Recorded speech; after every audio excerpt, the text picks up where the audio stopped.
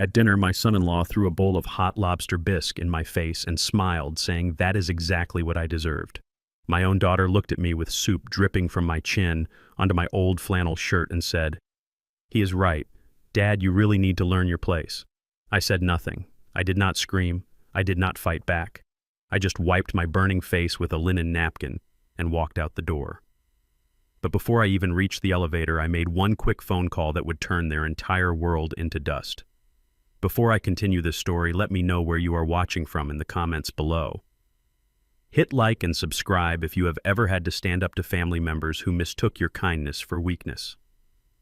My name is Langston Barnes. I am 68 years old, and to the naked eye, I look like nothing more than a retired mechanic who spent too many years under the hood of a car. I drive a beat-up Ford F-150 that has more rust than paint. I wear work boots that have seen better decades, and my hands are permanently stained with the ghost of engine grease. When people see me, they see a man who barely scraped by. They see a man who probably relies on Social Security checks to keep the lights on. And I never corrected them. I never corrected my daughter Nia, and I certainly never corrected her husband Brad. What they do not know, what nobody knows except my lawyer and the IRS, is that I am the sole owner of Barnes Logistics. Those 18-wheelers you see dominating the highways on the East Coast, the shipping containers stacking up at the ports in Baltimore and Newark, that is me. I built an empire with these greasy hands, starting with a single delivery van 40 years ago. But I learned a long time ago that in this country, a black man with visible wealth puts a target on his back, so I moved in silence. I accumulated millions while living like I had hundreds. I did it to protect my family, especially after my wife Etta passed away 5 years ago. But tonight, that silence ended. It was supposed to be a celebratory dinner. Brad had invited me to the penthouse apartment that overlooks the city skyline. He loved that apartment. He loved standing by the floor-to-ceiling windows, looking down at the city like he owned it. He had no idea that he did not own it. I did. Through a shell company and a trust, I was the one paying the $5,000 monthly lease because Nia had cried to me years ago that they needed a good address for Brad's image. I sat at the far end of the mahogany dining table, feeling the cold air conditioning prickle my skin through my thin flannel shirt. Brad had invited 2 of his business associates, men in sharp navy suits with gold watches that cost more than my truck. They were drinking scotch that was older than my daughter. So Brad, one of the associates, said, leaning back and swirling his glass, "Tell us more about this acquisition. It sounds like a gold mine." Brad puffed out his chest, flashing that salesman's smile that always looked a little too tight. "It is a done deal, gentlemen," Brad lied smoothly. "I have the investors lined up. We are just waiting on the ink to dry. By next quarter, I will be running the whole division." I took a sip of water, keeping my eyes on the plate. I knew for a fact that Brad was not closing any deal. I knew he was on probation at his brokerage firm because my private investigator sends me a report every Friday morning. Brad was drowning in debt, maxing out credit cards to buy those suits, and using my daughter's credit score to lease his BMW. But I said nothing. I just cut into the dry chicken breast they had served me. Langston Brad's voice boomed across the table, snapping me out of my thoughts. I looked up. He was staring at me with a look of amusement, performing for his guests. "We are empty over here," Brad said, gesturing to the empty wine decanter. "Be a pal and run to the kitchen to open another bottle. The 96 Cabernet. And try not to break the cork this time." The table went quiet. The 2 associates exchanged awkward glances. It was a microaggression so sharp it could cut glass. He was not asking his father-in-law for a favor. He was ordering the help around. He wanted to show these white men that Brad held the leash in this house. I slowly placed my fork down. I looked at Nia, my beautiful Nia, who I had put through private school, who I had walked down the aisle, whose student loans I had secretly paid off the day she graduated. I looked at her, waiting for her to check her husband, waiting for her to say, "Brad, get it yourself, that is my father." But Nia just swirled her pasta with her fork, avoiding my eyes. "Go on, Dad," she mumbled. "You are closer to the kitchen anyway." The betrayal stung worse than the disrespect. I took a deep breath, channeling the patience Etta always told me to keep. "I am a guest, Brad," I said, my voice low and steady. "I am sure your legs work just fine." Brad's face turned a shade of crimson I had never seen before.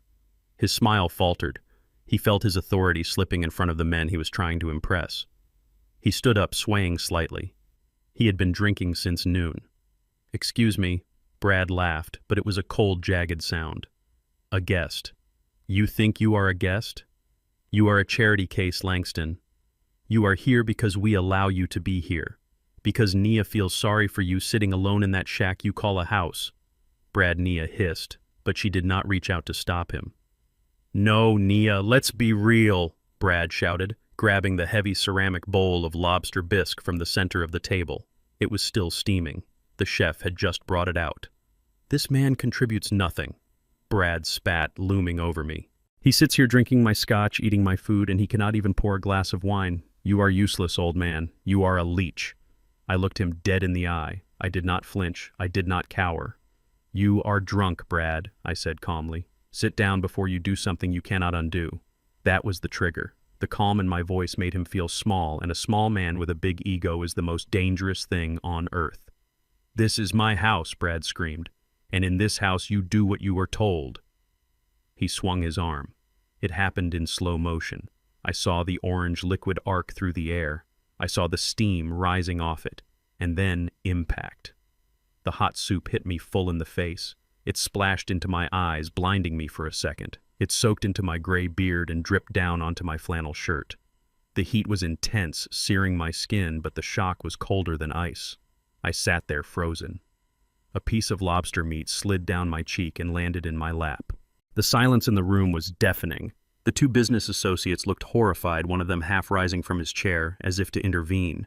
But Brad was panting, a twisted look of satisfaction on his face. That is what you deserve, he sneered. Maybe that will wake you up. I wiped my eyes with the back of my hand, blinking away the sting. I looked at my daughter. My Nia. Surely now she would scream. Surely now she would throw him out. Nia looked at me, then at Brad, then at the shocked guests. She saw the social disaster unfolding, and her instinct was not to protect her father, but to salvage the dinner. You shouldn't have provoked him, Dad, Nia said, her voice trembling but accusing. You know how stressed he is about this deal. He is right. You need to learn your place. You embarrassed him. I felt something break inside my chest. It was the last thread of the promise I had made to Etta on her deathbed. Keep the peace, Langston, she had whispered. Nia is all we have left. Protect her even from herself. For 5 years, I had honored that. I had let them treat me like a ATM machine that they didn't know the PIN code to, tolerating their insults while I secretly paid their rent, their car notes, their vacations, all through anonymous gifts and shell companies, so they would never know it was me. I wanted them to build their own character. But tonight the soup didn't just stain my shirt. It washed away the promise. I stood up. The chair scraped loudly against the hardwood floor. I did not wipe the soup off my shirt. I let it drip. I wanted them to see it. I wanted them to remember this image. I looked at the two guests. Gentlemen, I said, my voice steady as a diesel engine. I apologize for the interruption. Enjoy your meal. Then I looked at Brad. He was still standing there, chest heaving, waiting for me to yell, waiting for a fight he could win physically because he was 30 years younger. But I gave him nothing.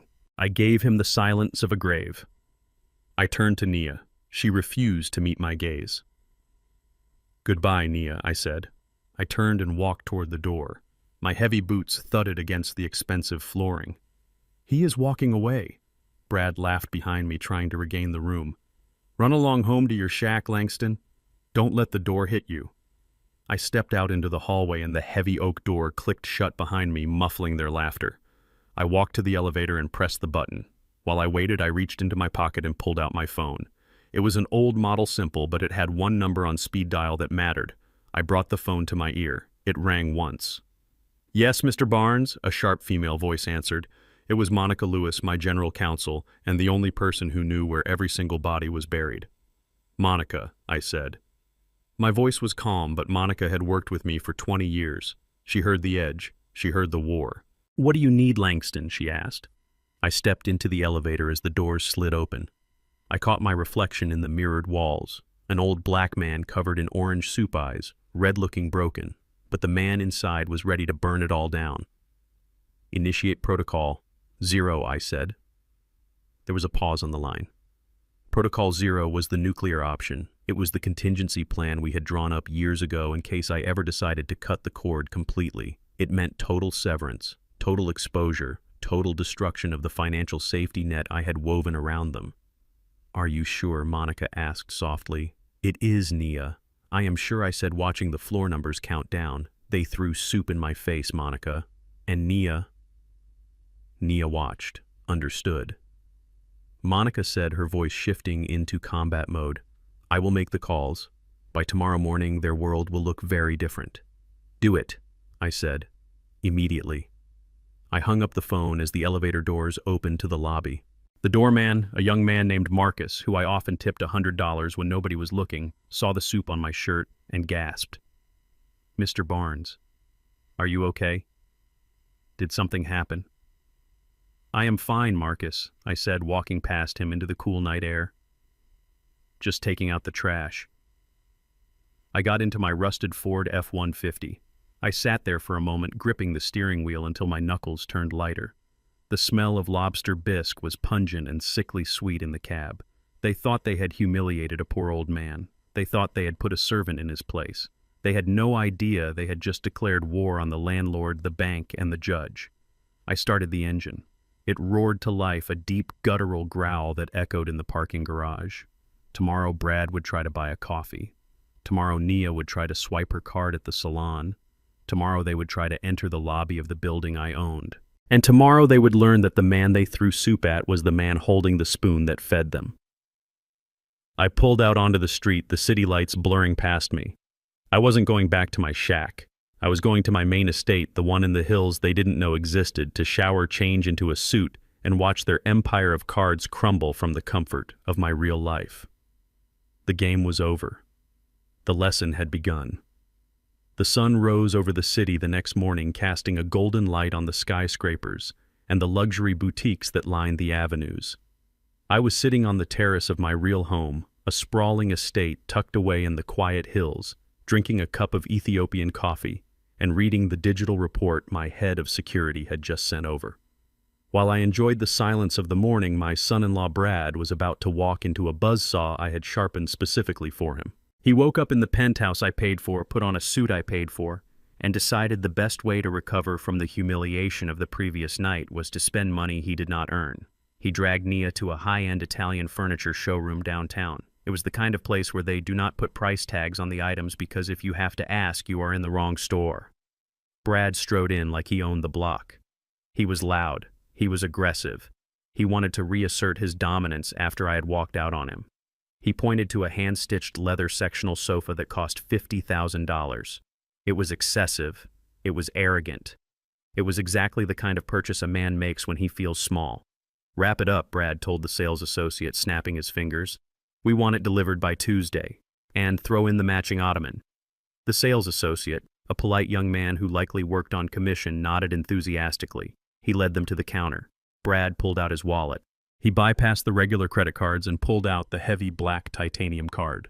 He loved that card. He flashed it at bars. He dropped it onto dinner tables with a heavy clatter. He thought it was a symbol of his success. He did not know it was a supplementary card issued under the corporate account of Barnes Logistics, with a spending limit I controlled from an app on my phone. He handed the card over with a smug grin. The associate swiped it. There was a pause. The associate frowned and swiped it again. Then he looked up. His face pale. I am sorry, sir, the associate said. The card has been declined. Brad laughed. It was a loud, incredulous bark. Declined. Do you know who I am? Do you know what the limit is on that card? Run it again. Your machine must be broken. The associate tried again.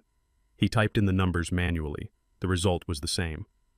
A harsh beep followed by a red light on the terminal. Sir, it says the account has been suspended by the primary cardholder, the associate said, his voice dropping to a whisper to avoid embarrassing the client.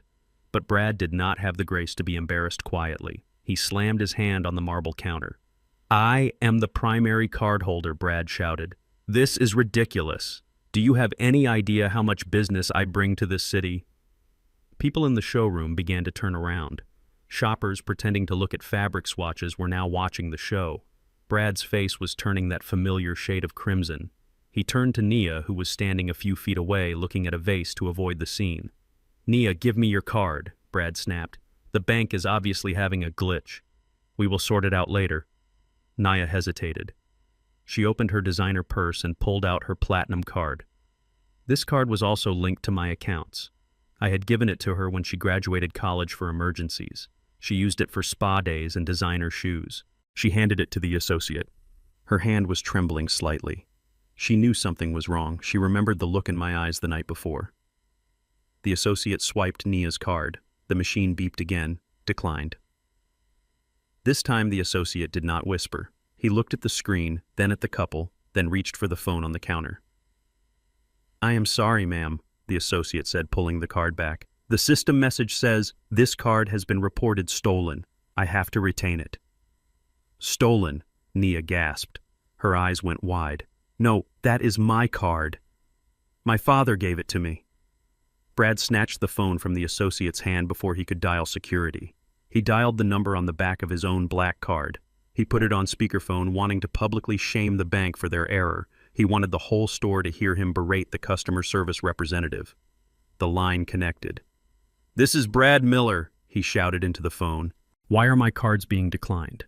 I am standing in a store trying to make a purchase and you are making me look like a fool." The voice on the other end was calm, professional, and amplified clearly through the speaker for everyone in the quiet showroom to hear. "Mr. Miller," the representative said, "I see here that the primary account holder, Mr. Langston Barnes, reported all authorized user cards as lost or compromised this morning. He has flagged all activity from your location as fraudulent." The silence in the showroom was absolute. The other shoppers were no longer pretending to look at furniture. They were holding up their phones. They were recording. "That is a lie," Brad screamed at the phone. "He is just a mechanic. He does not control my accounts." "Sir," the representative continued, her voice cutting through his hysteria, "the account is under Barnes Logistics. Mr. Barnes has removed you as an authorized user. He also left a note on the file." Brad froze. "A note?" "Yes, sir. The note reads, 'The free ride is over.'" Brad dropped the phone. It clattered against the glass countertop. He looked around. He saw the phones pointed at him. He saw the sales associate looking at him not with respect but with pity and suspicion. He saw the security guard at the door taking a step forward, hand resting on his belt. Nia covered her face with her hands. She was crying. The humiliation was total. They were not the power couple of the city. They were frauds with plastic they could not use. Brad grabbed Nia's arm, his grip bruising. "We are leaving," he hissed. They stormed out of the showroom, leaving the $50,000 sofa and their dignity behind. But Brad was not done. His ego had been fractured, and when a man like Brad is hurt, he lashes out. He needed a target. He needed someone to blame. He dragged Nia to his leased BMW in the parking lot. "We are going to his house," Brad raged as he started the engine. "We are going to that shack in the suburbs. I am going to teach that old man a lesson. He thinks he can humiliate me. He thinks he can cut me off. I will tear that place apart brick by brick until he turns the money back on." Nia sobbed in the passenger seat. "Brad, maybe we should just call him. Maybe we should apologize." "Apologize?" Brad laughed, speeding through a red light. "I am going to make him apologize. He is senile. He does not know who he is messing with." They drove furiously toward the outskirts of the city, toward the small, modest neighborhood where I had lived for 40 years. They expected to find my rusted truck in the driveway. They expected to find a flimsy wooden door they could kick in. They expected to find a frightened old man they could bully into submission. But when they turned the corner onto my street, Brad slammed on the brakes. The house was there, the peeling paint was there, the overgrown oak tree was there, but something had changed. A chain-link fence had been erected around the perimeter overnight. It was temporary but heavy-duty, the kind used around construction sites or crime scenes. A thick steel chain held the driveway gate shut, and standing in front of that gate were 3 men. They were not local police. They were not neighborhood watch. They were wearing tactical black uniforms with the insignia of a private security firm that charged $500 an hour. They were broad, they were stone-faced, and they were armed. Brad stared through the windshield. He blinked, trying to process the image. This did not match the narrative in his head. Mechanics do not have private military contractors guarding their driveways. "Get out of the car," Brad told Nia. "Tell them who you are." They got out. Brad marched up to the lead guard, a man who looked like he ate iron for breakfast. "Hey," Brad shouted, trying to summon the arrogance he had lost at the furniture store. "Open this gate. We need to see Langston." The guard did not move. He did not blink. He stood with his arms crossed over his chest, his eyes hidden behind dark sunglasses. "This is private property," the guard said. His voice was deep and flat. "You are trespassing. I am family," Brad yelled, pointing at Nia. "This is his daughter. Tell him Nia is here. Tell him she wants to speak to her father." Nia stepped forward, wiping her tears. "Please," she said, her voice shaking. "I just want to talk to my dad. I know he is in there. Please let us in." The guard slowly lowered his sunglasses. He looked at Nia. He looked at her designer dress, her expensive handbag, and the desperation in her eyes. He did not see a daughter. He saw a liability. He consulted a clipboard he was holding. He ran his finger down a list. "I have strict orders from Mr. Barnes," the guard said. "What orders?" Brad demanded. "To let us in." The guard looked directly at Brad, then shifted his gaze to Nia. He delivered the message with the cold precision of a hammer hitting a nail. "The orders are clear," the guard said. "Mr. Barnes has no daughter." Nia gasped as if she had been physically struck. She staggered back, grabbing Brad's arm for support. "That is insane," Brad shouted. "Of course he has a daughter. She is standing right here." The guard stepped forward, his hand resting near the taser on his belt. "Mr. Barnes has no daughter," the guard repeated, his voice dropping an octave. "And he has no son-in-law. You have 5 seconds to remove your vehicle from the premises before we forcibly remove it for you. 1, 2... Brad looked at the guard. He looked at the other 2 men who had stepped forward, hands ready. He looked at the chain on the gate. For the first time, fear began to replace his anger. This was not a dispute. This was an erasure. He grabbed Nia and shoved her back toward the car. They scrambled inside, tires screeching as Brad threw the car into reverse. As they sped away, leaving the dust swirling in the air, the guard put his sunglasses back on and tapped his earpiece. "Target has been removed," the guard said. "Perimeter is secure." I watched the whole thing from a live feed on my tablet miles away in my library. I took a sip of my coffee. It was cold now, but it still tasted like justice. They thought they had hit rock bottom.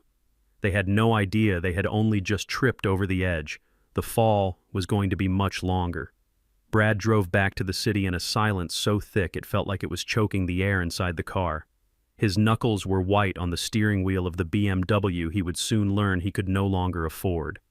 Nia sat beside him, shivering, not from cold, but from a terrifying realization that the floor had just dropped out from under her life. They needed a win. They needed to feel powerful again. They needed to retreat to the one place where they felt like kings and queens. They headed for the penthouse. This apartment was their pride. It was a 3,000-square-foot glass box in the sky located in the most exclusive building in the financial district. Brad loved to tell people he bought it during a market dip. He loved to invite clients over and gesture expansively at the view while pouring drinks he did not pay for. He believed the lie so deeply that he had forgotten the truth. He had forgotten that he signed a lease agreement as a guest tenant 5 years ago. He had forgotten that the rent was paid by an anonymous trust. He was about to be reminded. They pulled up to the valet stand. Usually the valet would rush to open the door. Today the valet stand was empty. Brad honked the horn aggressively. Nothing happened. Cursing, he threw the car into park and stormed toward the revolving glass doors with Nia trailing behind him like a ghost. They marched to the private elevator bank reserved for the penthouse suites. This was Brad's favorite ritual. He loved tapping his key fob against the sensor and watching the doors slide open instantly. It was his daily validation. He slapped the fob against the reader. Nothing happened. No beep. No light. The doors remained shut tight. Brad tapped it again, harder this time. Still nothing. He looked at the fob, then at the reader. He rubbed the plastic against his sleeve and slammed it against the sensor. "Open," he growled, hitting the panel with his fist. Nia stepped up beside him. "Try mine," she whispered, pulling her keys from her purse. She tapped her fob. The result was the same. Dead silence. "Excuse me," Brad shouted across the lobby to the concierge desk. The concierge was a man named Elias, someone Brad had treated like furniture for 3 years. Brad had never learned his last name. He just snapped his fingers at him to get packages. Elias looked up from his computer. He did not smile. He did not rush over. He simply watched them with an unreadable expression. "Our keys are not working," Brad yelled, walking toward the desk. "Fix it. We need to go up." Elias did not type anything. He did not reach for a master key. He folded his hands on the marble counter. "The elevators are working perfectly," Mr. Miller, Elias said calmly. Your fobs have been deactivated. Deactivated, Brad laughed, but it was a high, panicked sound. Do you know who I am? I live in the penthouse. Reactivate them now or I will have your job by lunchtime. I cannot do that, Sir Elias replied. Management has locked out the unit pending an investigation into unauthorized occupancy. Unauthorized occupancy. Brad's face turned purple. I have lived here for 5 years. I am the owner. You are a tenant, Sir Elias corrected him without blinking. And the owner has revoked your access privileges effective immediately. Who is the owner? Brad slammed his hand on the desk. Tell me who it is, I will sue them. Elias looked down at a piece of paper on his desk. The owner is listed as the LB Trust. They left instructions that you are to be escorted to the service elevator if you wish to retrieve your personal effects. You have 1 hour. The LB Trust. Langston Barnes. My initials. Nia gasped. She grabbed Brad's arm. Brad, she said, her voice trembling. LB. It is Dad. Brad pulled his arm away. That is impossible, he spat. Your dad is a mechanic. He does not own a $10 million penthouse. This is a mistake. This is some kind of sick joke. He turned and ran toward the service elevator, jamming his finger into the button. He was going to go up there. He was going to prove this was a glitch. He was going to kick down the door if he had to. The service elevator was slow. It smelled of cleaning supplies and garbage. For a man like Brad, riding in it was an insult all on its own. When the doors finally opened on the 45th floor, he stormed out into the private hallway ready to scream at a maid or a super. Instead, he found a welcoming committee he did not expect. Standing in front of the double mahogany doors of the penthouse were 3 people. One was the building manager, a stern woman in a gray suit. Flanking her were 2 uniformed police officers with their hands resting on their utility belts. Brad stopped short. Nia bumped into his back. What is this? Brad demanded, pointing a shaking finger at them. Get away from my door. I am calling my lawyer. Mr. Miller, the building manager said, stepping forward. I am afraid that will not be necessary. I have been instructed to serve you with this. She handed him a thick envelope. Brad tore it open. Inside was a notice to quit, an immediate eviction order based on a violation of the lease terms regarding character and conduct, a clause I had inserted years ago just for this moment. It also stated that the guest privilege extended to the occupants had been formally withdrawn by the landlord. This is fake, Brad shouted, throwing the papers on the floor. I am not a guest. This is my home. Sir, one of the officers said, stepping forward. His voice was heavy and bored. He had done this 1,000 times. We have a signed affidavit from the property owner, Mr. Langston Barnes, stating you are trespassing. You have been given a grace period to collect essential items. That grace period started 10 minutes ago. Brad stared at the officer. He looked at the name on the paperwork. Barnes. My name was everywhere. It was on the deed. It was on the lease. It was on the eviction notice. The walls were closing in on him. The reality was starting to fracture his delusion. The man he had thrown soup at, the man he called useless, owned the roof over his head. I want to go inside, Nia sobbed. I need my clothes. I need my jewelry. The manager nodded to the officers. One of them tapped a key card against the lock. The light turned green. The heavy doors swung open. You have 20 minutes, the manager said. Take what you can carry. Anything left behind will be placed in storage at your expense. They scrambled inside. The apartment looked exactly as they had left it, pristine, luxurious, a monument to a life they hadn't earned. But now it felt like a museum they were being kicked out of. Brad ran to the bedroom. He grabbed a suitcase and started throwing in his suits, his watches, his Italian shoes. He was frantic. He was sweating. He was not packing. He was looting his own life. Nia ran to her closet. She was crying hysterically, pulling dresses off hangers, dropping them, stepping on them. She grabbed her jewelry box, dumping necklaces and rings into a duffel bag.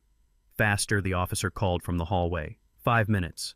They ran back and forth, grabbing phone chargers, laptops, random knickknacks. They looked like thieves in the night. The dignity Brad prized so highly was gone. He was panting, his hair disheveled, clutching an armful of silk ties.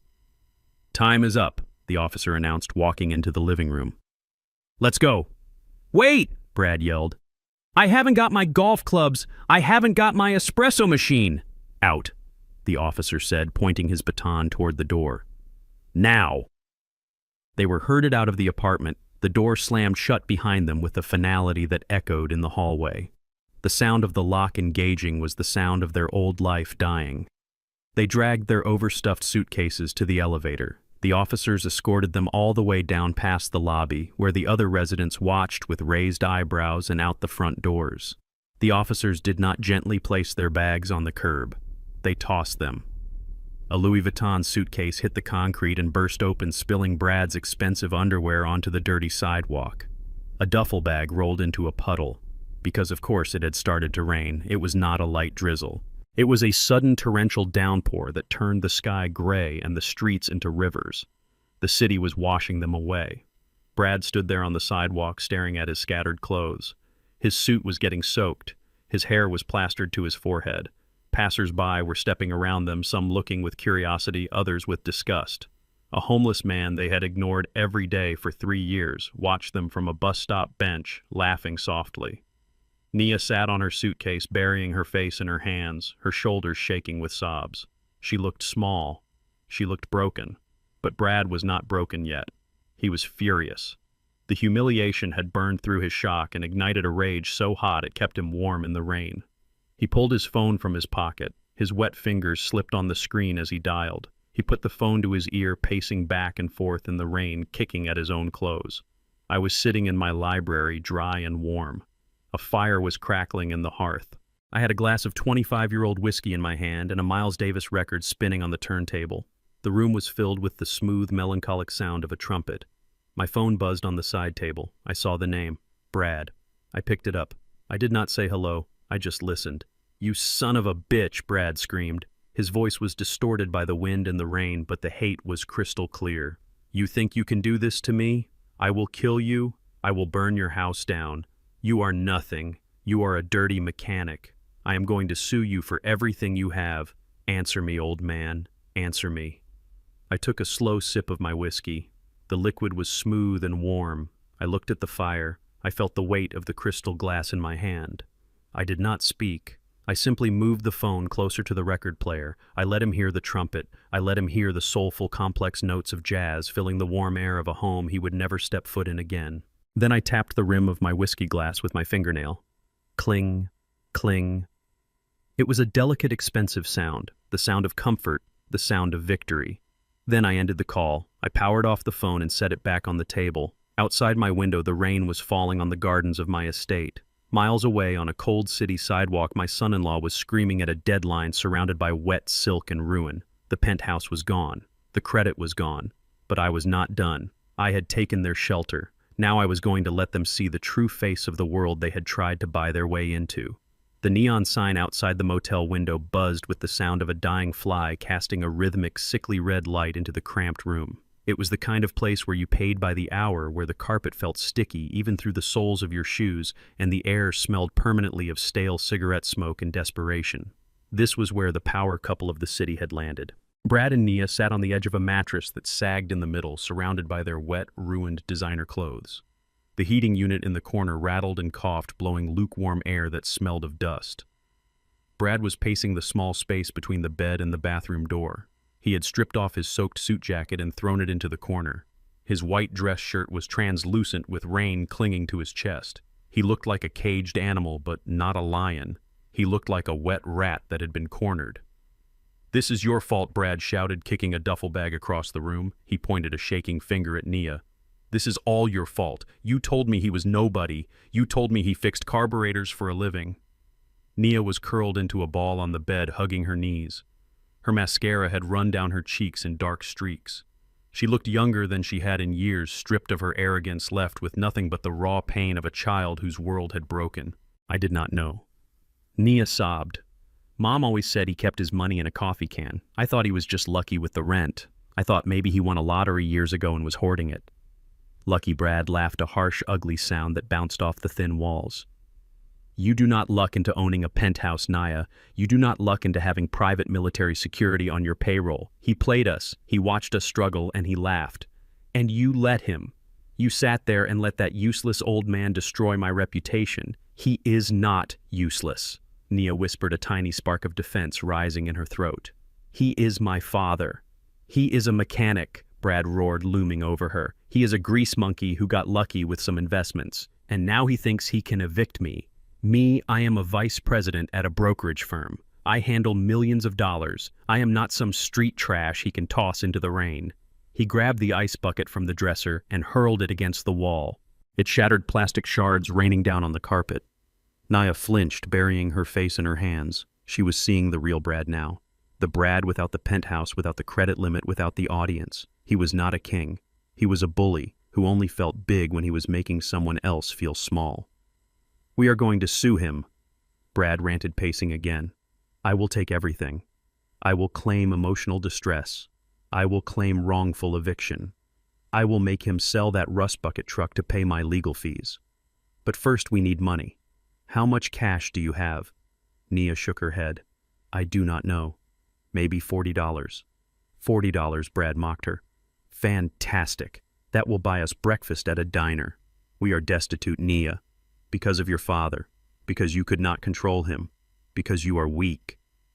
He sat down in the single-stained armchair in the corner and stared at the wall, his jaw working furiously.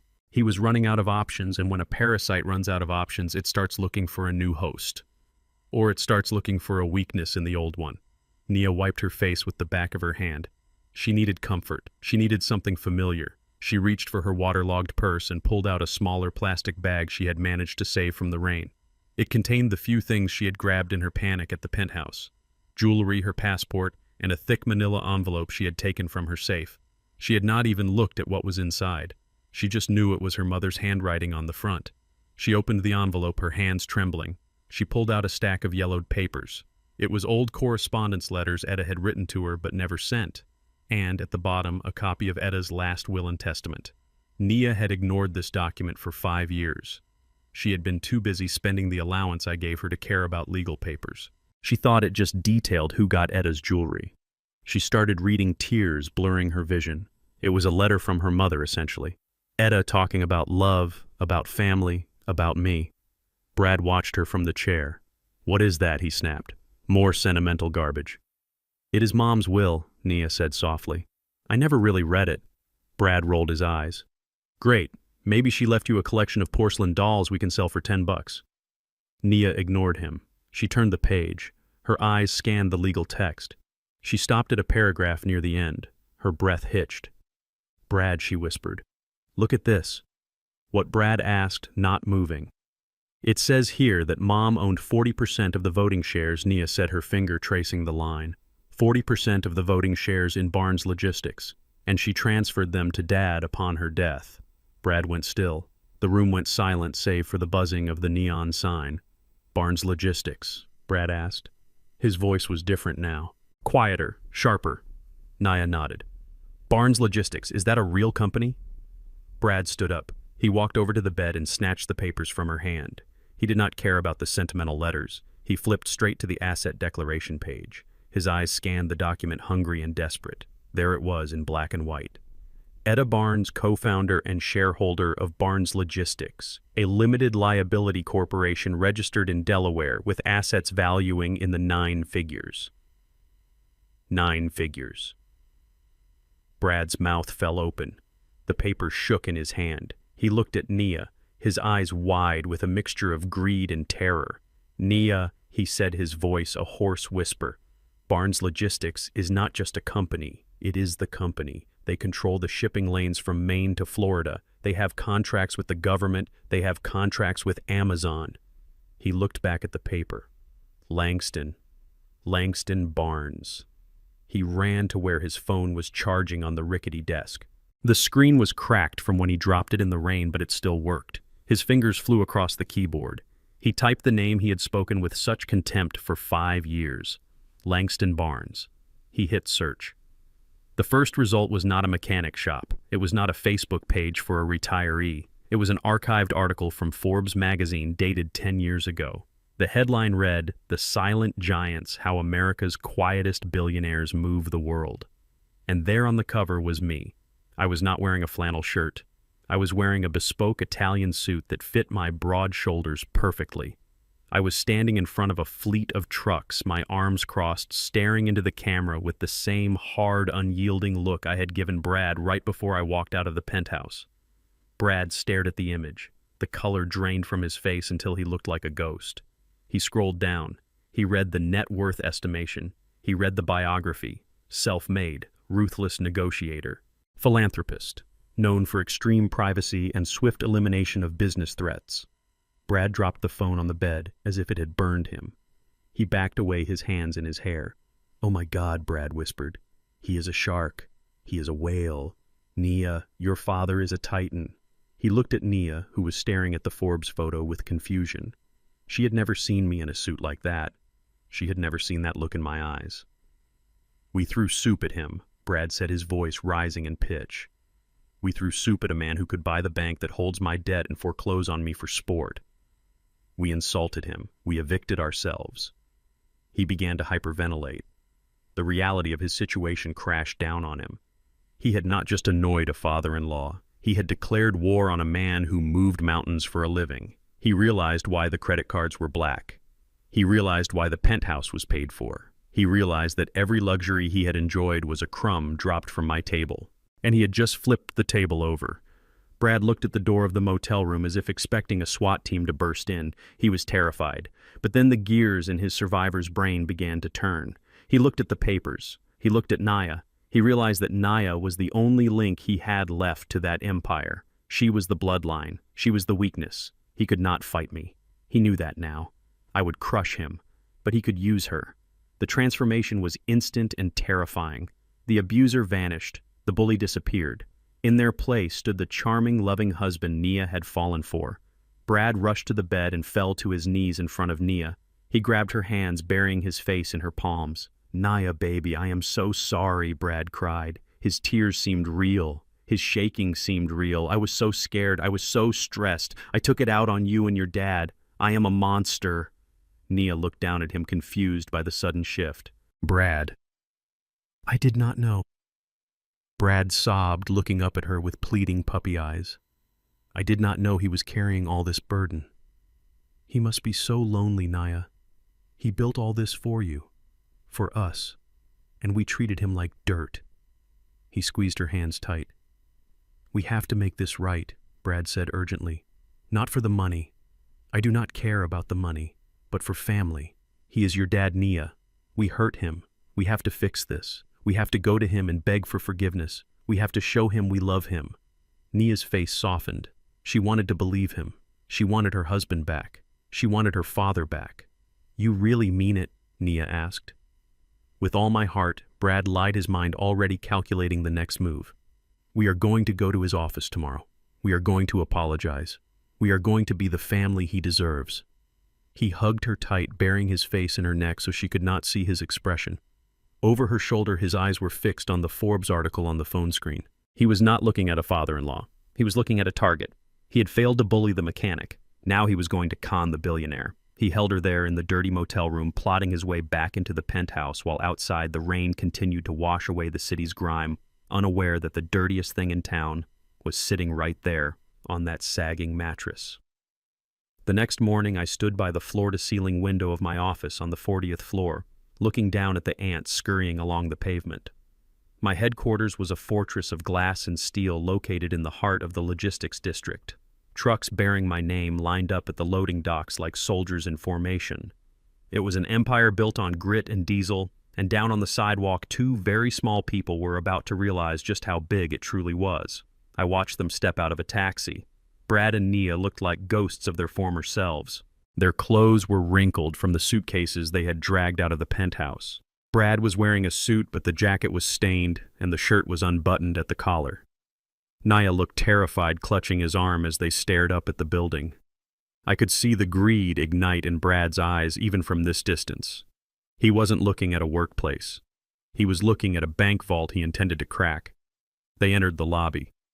I turned to my monitor to watch the security feed. The lobby of Barnes Logistics is intimidating by design. High ceilings, marble floors, and security guards who do not smile. Brad walked up to the reception desk. I could see him trying to straighten his tie, trying to summon that arrogant swagger he used on waiters and valets. I saw him speak to the receptionist, a sharp woman named Sarah, who had been with me for 10 years. Brad was gesturing wildly. He pointed at the elevators. He pointed at Nia. I pressed the intercom button to listen in. "I am telling you I am family!" Brad was shouting, his voice echoing off the marble. "Langston Barnes is my father-in-law. Call him. Tell him Brad and Nia are here." Sarah did not flinch. She typed something on her keyboard and looked up with a polite, bored expression. "Mr. Barnes has no appointments today, sir," Sarah said. "And his instructions regarding family are quite specific. He does not have any." Brad slammed his hand on the desk. "This is a mistake. We need to see him. It is an emergency." "Just let us up," security, Sarah said into her headset. 2 guards stepped forward. Brad shrank back. He looked at Nia, panic flashing across his face. They were about to be thrown out onto the street again. They were about to lose their only chance. I let them sweat for a full minute. I watched Brad's face cycle through rage, fear, and desperation. He was realizing that his name meant nothing here. His shouting meant nothing here. In my house, he was a nobody. Then I pressed the button on my desk phone. "Sarah," I said, "send them up." Sarah looked at the camera, surprised, but she nodded. "Mr. Barnes will see you," she told them. "Top floor. Do not make me regret this." They rode the elevator in silence. I could imagine the conversation happening in Brad's head. He was rehearsing his lines. He was preparing his performance. He was getting ready to play the role of the prodigal son, not because he was sorry, but because he was hungry. When the elevator doors opened directly into my suite, they stepped out hesitantly. The office was vast. The walls were lined with awards and models of ships and trucks. My desk sat at the far end, a massive slab of reclaimed oak. I sat behind it, my hands folded, my face a mask of stone. They walked the long distance to my desk. The carpet swallowed the sound of their footsteps. They looked small in the cavernous room. "Dad," Nia whispered. I did not answer. I just looked at them. Brad threw himself to his knees. It was a theatrical, desperate move. He dropped to the floor right in front of my desk, ignoring the dignity he usually prized so highly. He grabbed the edge of the wood with his hands. "Mr. Barnes." "Dad, please," Brad choked out. Tears were streaming down his face. I do not know if they were real, or if he could summon them on command, but they looked wet enough. "I am so sorry," Brad cried. I was out of my mind. The stress, the deal, falling through the pressure to provide for Nia. I snapped. I did not mean what I said. I did not mean to throw the soup. It was an accident. I swear on my mother's life it was an accident. He was gaslighting me. He was rewriting history less than 48 hours after it happened. He was blaming stress. He was blaming the world. He was taking zero responsibility for the malice in his heart. I looked at Nia. She was standing behind him, crying softly. "Dad, please," she sobbed. "We have nowhere to go. We slept in a motel last night. We have no money. Brad is sorry. He really is. He loves you. He respects you. We just want to be a family again." I stayed silent. I let the silence stretch until it became uncomfortable, until the only sound was Brad's jagged breathing.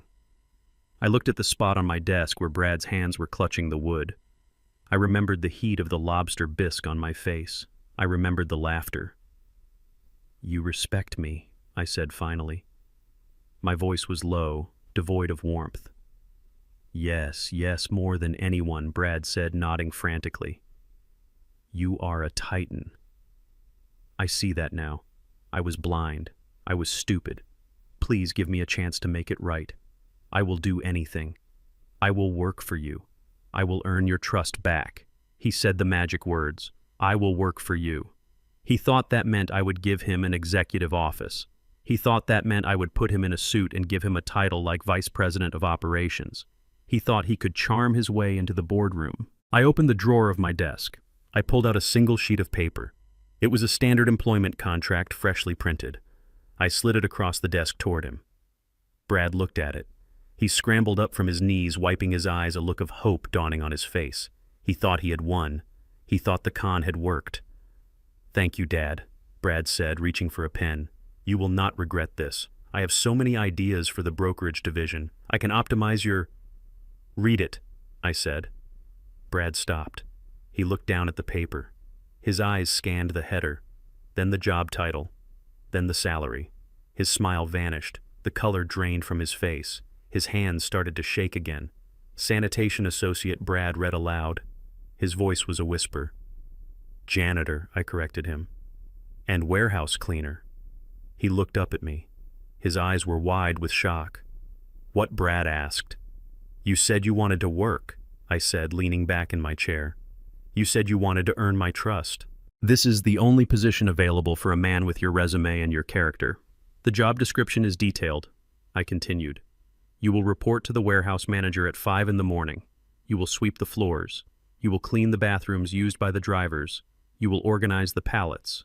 And you will do it for minimum wage. Brad stared at me. I could see the rage building behind his eyes. I could see the entitlement screaming to be let out. He wanted to tear the paper up. He wanted to throw it in my face, but he couldn't. He was broke. He was homeless. And he knew that I was the only game in town. And Nia. Brad asked, his voice tight.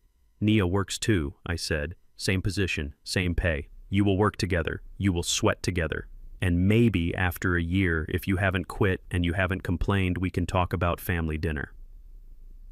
But Dad, Nia cried, cleaning bathrooms. I can't do that. You watched your husband throw hot soup in my face, I said to her. You watched him humiliate me. You have 2 hands and a strong back. You can clean. I looked at Brad. He was staring at the pen. He was trapped. If he walked away, he had nothing. If he signed, he became the servant of the man he tried to master. But then I saw a shift in his eyes, a dark, cold calculation. He realized that being a janitor got him inside the building. It got him a badge. It got him access. He wasn't thinking about cleaning. He was thinking about sabotage. He was thinking about the Forbes article. Sign it, I said, or get out of my office and never come back. Brad picked up the pen. He gripped it so hard I thought it would snap. He looked at me, and for a second the mask slipped. I saw the pure, unadulterated hatred in his eyes. He hated me more than he had ever hated anyone. Thank you for the opportunity, Sir, Brad said through gritted teeth. He signed his name. He pressed down hard, carving his signature into the paper like a scar. He handed the paper back to me. I took it. I checked the signature. Welcome to Barnes Logistics, I said. Report to the loading dock. Do not be late. Brad turned around without a word. He grabbed Nia's arm and led her out of the office. He walked stiffly like a soldier marching into enemy territory. He had signed the contract, but he had not signed a surrender. He had signed a declaration of war. I watched them leave. I put the contract in a file.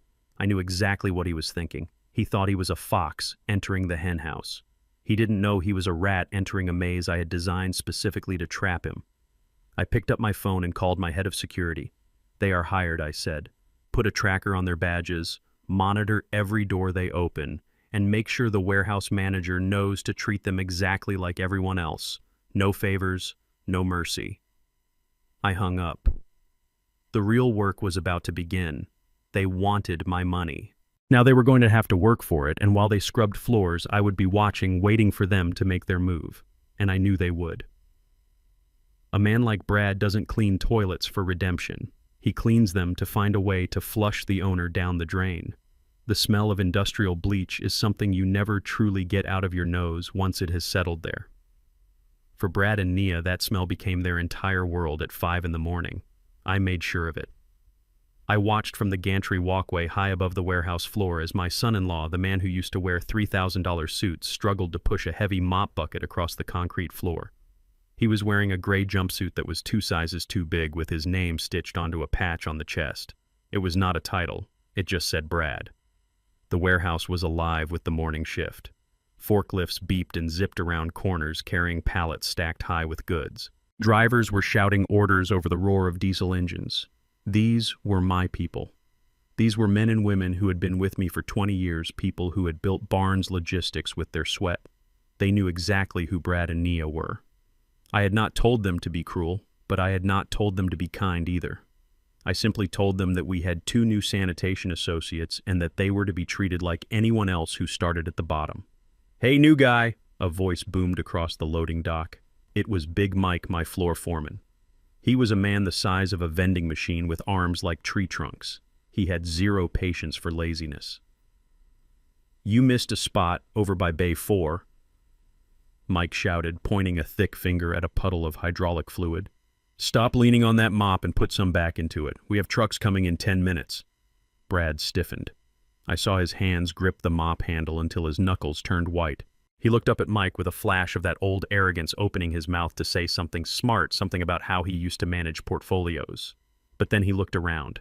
He saw the other workers watching him. He saw the sheer size of Mike, and he saw the reality of his empty bank account. He swallowed his pride, or at least he swallowed the words. He dragged the bucket over to Bay 4 and started scrubbing. Nia was faring no better. She was in the break room, tasked with cleaning out the industrial coffee machines and wiping down the tables. I could see her through the glass walls. She was wearing rubber gloves that went up to her elbows, tears streaming down her face as she scrubbed dried coffee stains. Every time a driver walked in to get a cup, she flinched, turning her back so they would not recognize the princess who used to look down on them from the penthouse. One of the drivers, a woman named Patrice, who had raised 3 kids on her salary here, walked up to Nia. "Excuse me, honey," Patrice said, tapping Nia on the shoulder. "You are using the wrong spray for the counters. You need the blue bottle. The green one leaves streaks." Nia turned around, her eyes red and puffy. "Do I look like I care about streaks?" she snapped.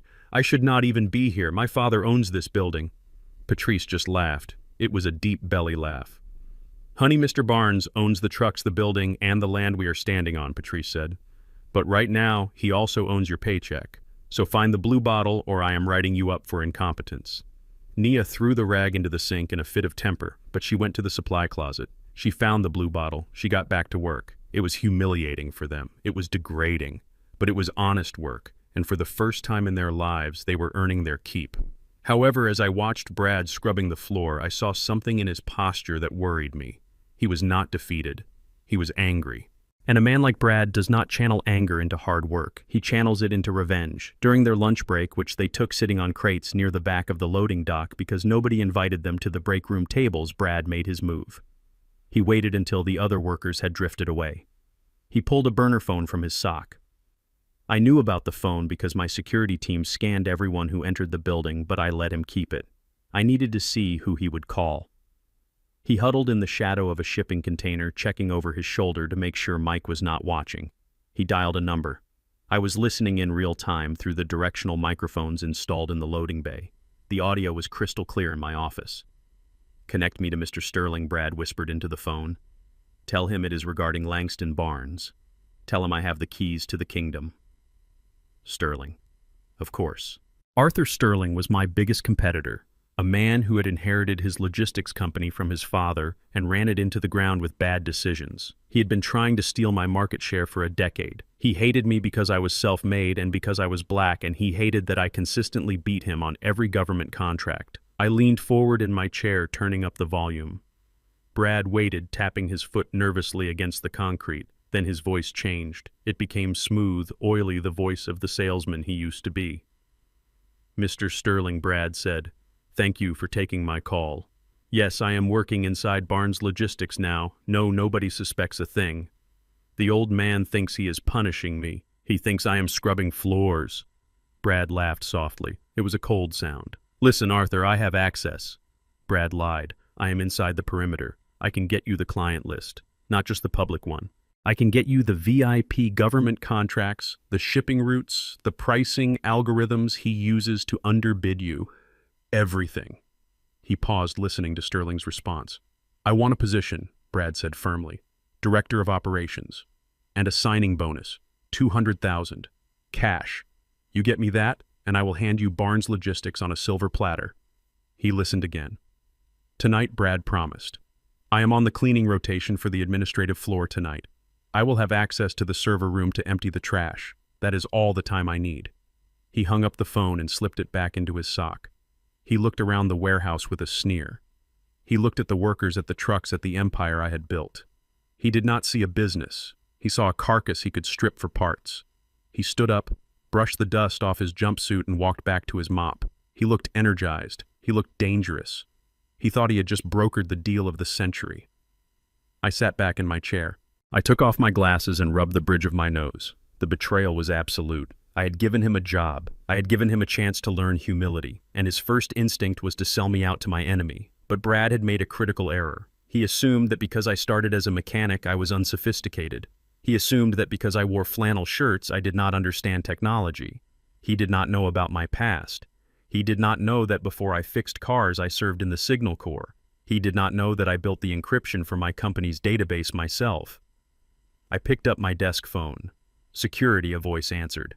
"Let him into the server room tonight," I said. "Sir," the head of security asked, confused. "You want us to grant access?"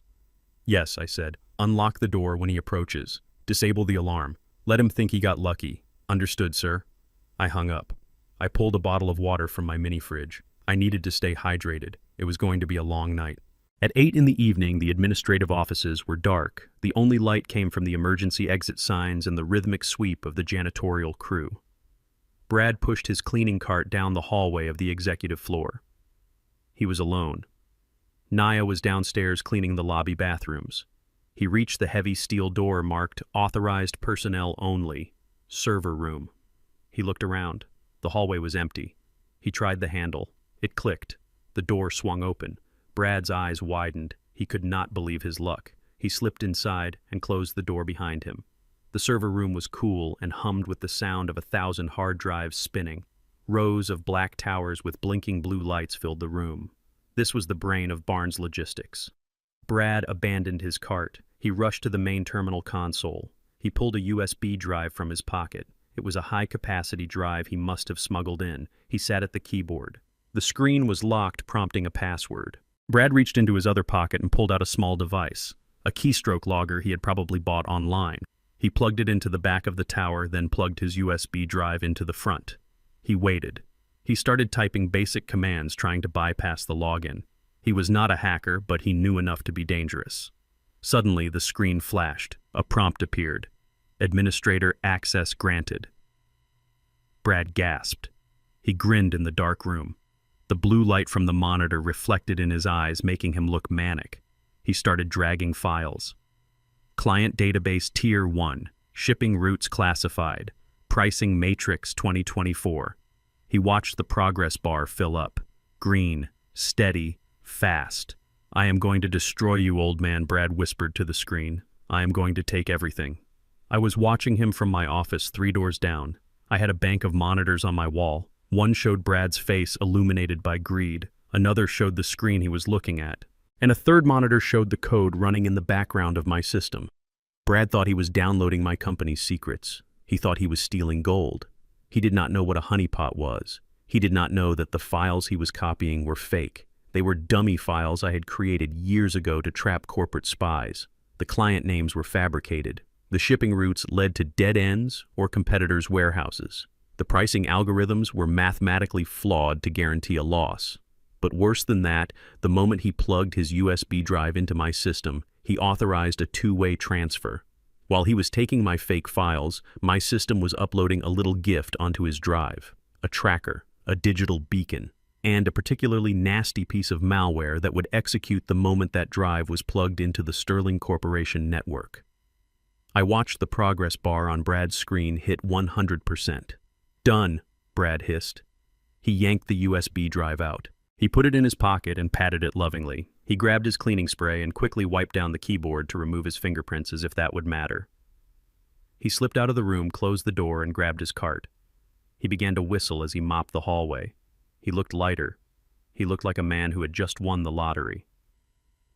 I watched him go. I took a sip of my water. "Go ahead, Brad," I said to the empty room. "Run to Sterling. Give him the rope." He thought he had stolen my empire. He had no idea he had just become the carrier of a digital plague that would bring down my rival and send him to prison for corporate espionage. I turned off the monitors. I felt a deep, profound sadness. Not for the business. Business is war. I was sad because despite everything, despite the soup, despite the insults, I had hoped that maybe, just maybe, hard work would have humbled him. But some men are not built for work. They are built for theft. And thieves always eventually try to rob the wrong house. I packed up my briefcase. I was going home to sleep in my bed. Brad was going home to a motel to dream of millions. Tomorrow the nightmare would begin for him, and this time there would be no waking up. Brad thought he was walking into a coronation, but he was actually walking into a slaughterhouse. He left the warehouse that night with the USB drive burning a hole in his pocket, feeling heavier than the mop he had been pushing all day. He did not go back to the motel immediately. Instead, he took a taxi to the financial district, to the glass tower that housed the Sterling Corporation. He walked in through the front doors not as a janitor, but with the swagger of a man who believed he held the future of the logistics industry in his hand. Arthur Sterling was waiting for him in a corner office that smelled of expensive leather and old money. Sterling was a man who had inherited everything and earned nothing, a soft man with hard eyes who hated me simply because I existed. He looked at Brad with a mixture of contempt and hunger. "Do you have it?" Sterling asked, not bothering to offer a drink or a seat. Brad pulled the drive from his pocket and placed it on the mahogany desk. It clicked against the wood. "Everything," Brad said, his voice trembling with adrenaline. "The entire client database, the government routes, the bidding algorithms for the next fiscal year. It is all there." Sterling picked up the drive. He looked at it greedily. "And the price?" Sterling asked. "200,000 in cash," Brad demanded, puffing out his chest. "And the position of Director of Operations, effective immediately." Sterling laughed. He opened a drawer and pulled out a metal briefcase. He threw it onto the desk. Brad opened it. Inside were stacks of $100 bills. It was more money than Brad had seen in months. It was his ticket back to the life he thought he deserved. "You start Monday," Sterling said, plugging the drive into his secure laptop. "Now get out. I have an empire to dismantle." Brad grabbed the briefcase. He did not care about the dismissal. He ran out of the building and hailed a cab back to the motel. When he burst into the room, Nia was sitting on the bed staring at the wall. He threw the briefcase onto the mattress and popped the latches. "Look at this!" Nia, Brad shouted, grabbing handfuls of cash and throwing them into the air. "We are back!" Nia looked at the money. Her eyes widened. For a moment, the fear and the shame vanished, replaced by the same greed that had corrupted her husband. She grabbed a stack of bills and held it to her chest. "Where did you get this?" Nia breathed. "I made a deal," Brad said, popping a bottle of cheap champagne he had bought at a gas station. "I sold the old man out. We are going to be rich again, Nia. I am going to be a director. We are getting the penthouse back. We are getting the cars back. We are going to crush him." They spent the night celebrating in that dirty room, drinking cheap wine and counting the money over and over again. They planned their return to society. They talked about the clothes they would buy and the parties they would throw. They fell asleep dreaming of revenge, unaware that they were sleeping on a landmine. The next morning, the chaos began. It started slowly at the Sterling Corporation headquarters. Their dispatchers received a new set of routing instructions allegedly downloaded from my secret files. These routes were supposed to be the most efficient, cost-saving paths for high-value cargo. Sterling ordered his fleet to switch to these new protocols, immediately eager to undercut my delivery times. At 9 in the morning, 50 of Sterling's trucks carrying millions of dollars in electronics and pharmaceuticals diverted from the highway. They followed the GPS coordinates extracted from the USB drive. Instead of arriving at distribution centers or ports, the trucks began to arrive at dead ends. 10 trucks were routed to an abandoned carnival ground in the middle of a swamp in New Jersey. Another 20 were sent to a federal nature preserve where heavy vehicles were strictly prohibited, resulting in immediate impoundment by park rangers. 5 trucks carrying perishable food were directed to a recycling plant that had been closed for 3 years. The drivers were calling in confused and angry. "Dispatch, this is Unit 4. One driver yelled over the radio. You sent me to a cornfield. There is no warehouse here, just cows." Sterling was in his command center watching the GPS dots on the big screen scatter like marbles dropped on a tile floor. He was screaming at his logistics manager. "What is happening?" Sterling roared. "These are Barnes's routes. They are supposed to be gold, but the routes were not gold. They were garbage. I had spent years designing that fake database, creating a labyrinth of logistical nightmares specifically for a moment like this. And then the second phase of the trap activated. The pricing algorithm Brad had stolen was integrated into Sterling's automatic bidding software. At 10 o'clock, the federal government opened bidding for a massive defense transport contract. Sterling's system, using my corrupted code, automatically placed a bid. It bid $1. The system locked the bid in. Sterling won the contract immediately, But because the bid was binding, he was now legally obligated to transport millions of tons of military equipment for the grand total of $1 single. The fuel costs alone would bankrupt his quarterly earnings. Sterling watched the notification flash on his screen. Contract awarded. Value $1. He turned pale. He grabbed the phone to call his legal team to claim it was a glitch to get out of it. That was when the screen went black. Every monitor in the command center flickered and died. Then a single image appeared on every screen in the building. It was a pixelated image of a laughing skull wearing a mechanic's cap. The malware I had embedded on the drive had woken up. It was aggressive. It bypassed their firewalls, which Brad's credentials had helpfully lowered and encrypted their entire hard drive. Customer data payroll shipping manifests everything was locked behind 256-bit encryption. A message scrolled across the bottom of the screens. Unauthorized access detected. System lockdown initiated. Courtesy of Barnes Logistics. The room erupted into panic. Phones were ringing off the hooks. Clients were screaming. Drivers were stranded. The government was calling about the $1 contract. Arthur Sterling stood in the middle of the apocalypse. He looked at the USB drive still plugged into his laptop. He realized then that he hadn't stolen my secrets. He had invited my Trojan horse into his castle, and he knew exactly who had brought it to him. Back at the motel, Brad was in the shower washing off the grime of the warehouse, singing to himself. He was scrubbing away the janitor and preparing to put on the suit of a director. He stepped out of the bathroom, a towel around his waist. His phone was buzzing on the nightstand. It was buzzing so hard it was dancing across the wood. He picked it up. He saw the caller ID. Mr. Sterling. Brad grinned. He thought Sterling was calling to congratulate him. He thought this was the call about his signing bonus. "Good morning," Arthur. Brad answered smoothly. "I assume the data was to your liking." There was a silence on the other end. A heavy breathing silence that made the hair on Brad's arms stand up. "You are a dead man," Sterling whispered. His voice was low and trembling with a rage so profound it sounded inhuman. Brad's smile faltered. "Excuse me! You set me up!" Sterling screamed, the volume exploding so loud Nia jumped on the bed. "You gave me poison. My trucks are in swamps. My system is fried. I just lost $20 million in an hour." Brad's knees gave out. He sat heavily on the bed. "What? No, that is impossible. I got the files from the server room. I used the admin login." "You gave me a virus," Sterling roared. "You and that old man played me. I know you are working together. I know this was a setup." "No," Brad cried, terror gripping his throat. "I hate him. I stole it. I swear I do not care," Sterling shouted. "Send the money back. Now. And then you better run, Brad, because I am sending people to find you, and when they find you, they are going to break every bone in your body." "You do not cross, Arthur Sterling." The line went dead. Brad stared at the phone. The color had drained from his face until he looked like a corpse. He looked at the briefcase of money. It wasn't a prize anymore. It was a death sentence. He looked at Nia. She was looking at him with wide, terrified eyes. "What happened?" she whispered. He knew. Brad said, his voice hollow. "Your father knew. He let me steal it. He put a virus on the drive." He stood up and started pacing, hyperventilating. "He is a monster. He destroyed Sterling.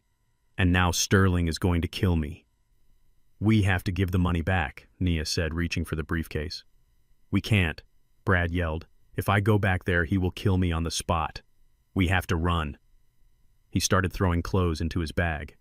But then he stopped. A look of pure, unadulterated madness crossed his face. He was trapped. Sterling wanted him dead.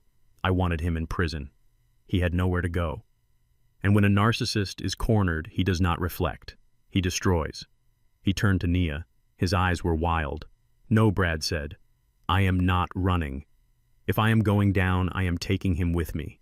I am going to hurt him where it matters." "What are you talking about?" Nia asked, shrinking back. "The gala," Brad said.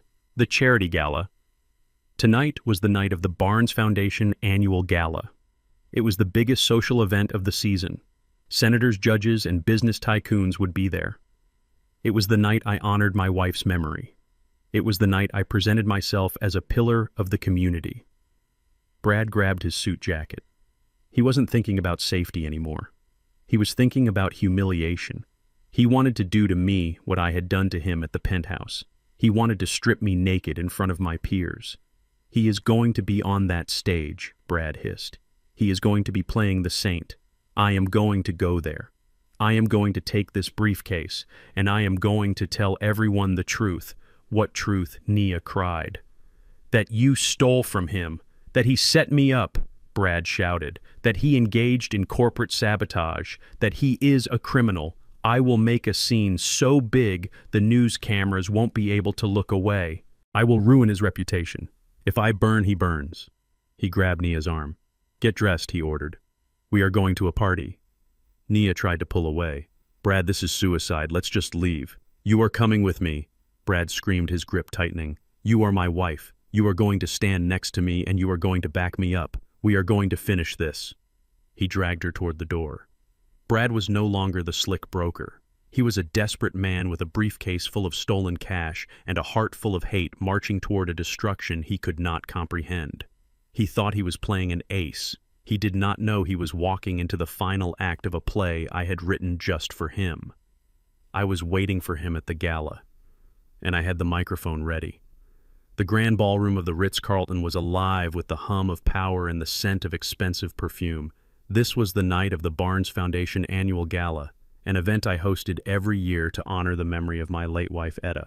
The room was filled with 500 of the most influential people in the state. There were senators shaking hands with tech moguls, judges laughing with philanthropists, and old money families mingling with new titans of industry. Crystal chandeliers cast a warm golden glow over the sea of tuxedos and evening gowns. A string quartet played softly in the corner, providing a soundtrack of elegance and order. I stood at the podium on the main stage, adjusting the microphone, looking out at the sea of faces that respected me not for my money, but for my character. I was wearing a midnight blue tuxedo. My beard trimmed my posture straight. I looked nothing like the mechanic in the flannel shirt. I looked like the king of my castle, but I knew the gates were about to be breached. I had left the employee entrance access active for a reason. I knew Brad possessed two things in abundance: arrogance and stupidity. He still had his janitorial access badge in his pocket, and I knew he would not be able to resist the urge to crash the party. I had instructed my security team to let them in. I wanted them here. I wanted an audience for the final act. I saw movement near the kitchen service doors to my left. The heavy double doors swung open and two figures stumbled into the pristine ballroom. It was Brad and Nia. They looked like refugees from a shipwreck. Brad was wearing a suit that was wrinkled and stained from the rain and the cheap motel floor. His tie was crooked, his eyes were wild and bloodshot, and he was clutching the metal briefcase to his chest like a shield. Nia trailed behind him, wearing a dress that was too casual for the occasion, her face pale and streaked with fresh tears. The murmur of the crowd died down as heads began to turn. People whispered behind their hands. Who were these intruders? Why did they look so desperate? Brad did not care about the whispers. He saw me on the stage, bathed in the spotlight, and his face twisted into a mask of pure hatred. He pushed past a waiter carrying a tray of champagne, sending glasses crashing to the floor. The sound of breaking glass silenced the string quartet. Brad marched down the center aisle, dragging Nia by the wrist. He looked deranged. He looked like a man who had nothing left to lose and wanted to burn the world down with him. He climbed the stairs to the stage, panting heavily. My head of security stepped forward to intercept him, but I raised my hand. Let him speak. Brad grabbed the microphone stand, wrestling it away from me. The feedback squealed through the speakers, causing the guests to cover their ears. Listen to me, Brad screamed, his voice cracking. This man is a fraud. Langston Barnes is a criminal. The crowd gasped. The silence was absolute. Brad grinned maniacally. He thought he had them. He thought he was winning. He slammed the briefcase onto the podium and popped the latches. He grabbed a stack of $100 bills and waved them in the air. He set me up. Brad shouted, pointing a shaking finger at me. He paid me to steal from his competitor. He engaged in corporate sabotage. He destroyed the Sterling Corporation and tried to frame me for it. He is not a philanthropist. He is a monster who destroys his own family for sport. Nia stood a few feet away, her head bowed, unable to look at the crowd.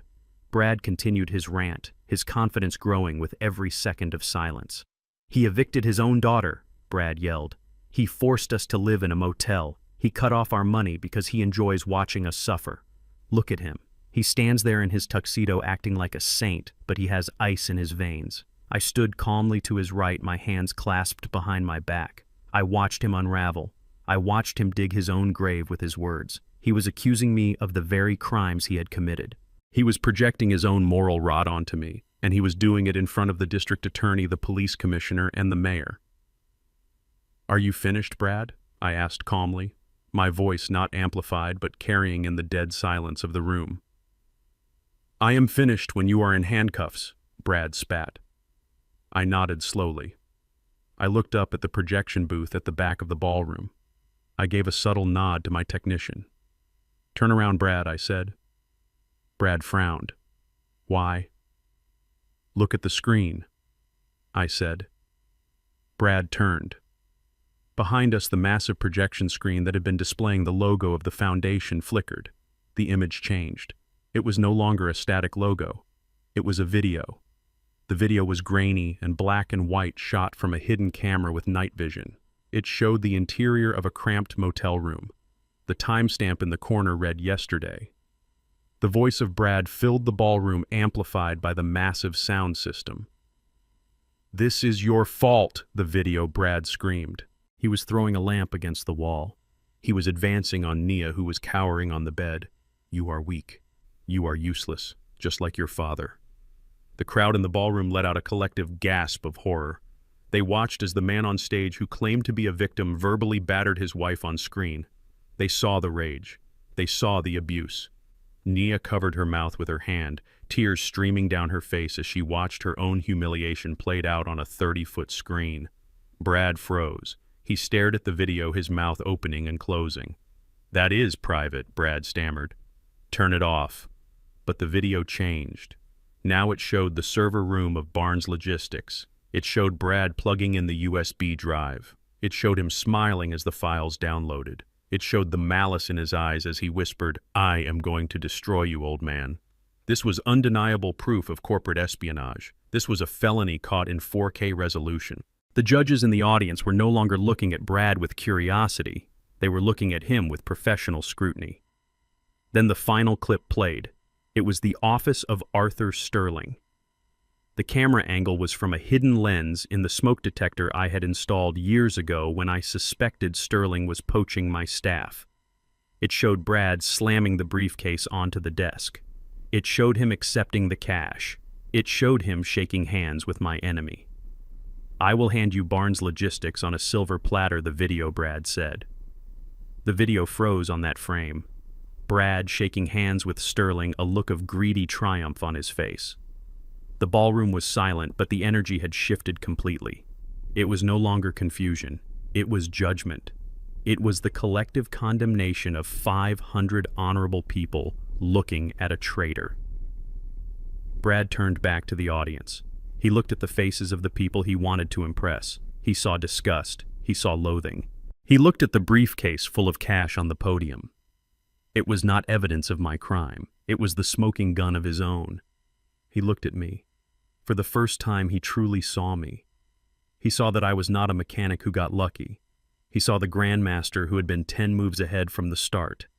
"You recorded me," Brad whispered, his voice trembling with terror. "I protect my assets, Brad," I said into the microphone. "And my daughter was an asset I failed to protect from you until now." I stepped forward. Brad shrank back. He looked small. He looked like a child caught stealing from the collection plate. "Ladies and gentlemen," I said, my voice booming through the hall, "I apologize for the disruption. You have just witnessed the confession of a man who sold his integrity for a briefcase of cash. This is the man who threw soup in my face because I refused to be his servant. This is the man who abused my daughter because she could not fund his delusions." I looked at Brad with cold, hard eyes. "This is why I have no son-in-law," I declared. As the last word left my lips, the side doors of the ballroom burst open. This was not private security. This was a tactical team from the Economic Crimes Unit, followed by 4 federal agents in windbreakers emblazoned with FBI. They swarmed the stage. They did not hesitate. 2 agents grabbed Brad by the arms. He tried to pull away, tried to grab the briefcase, but they slammed him against the podium.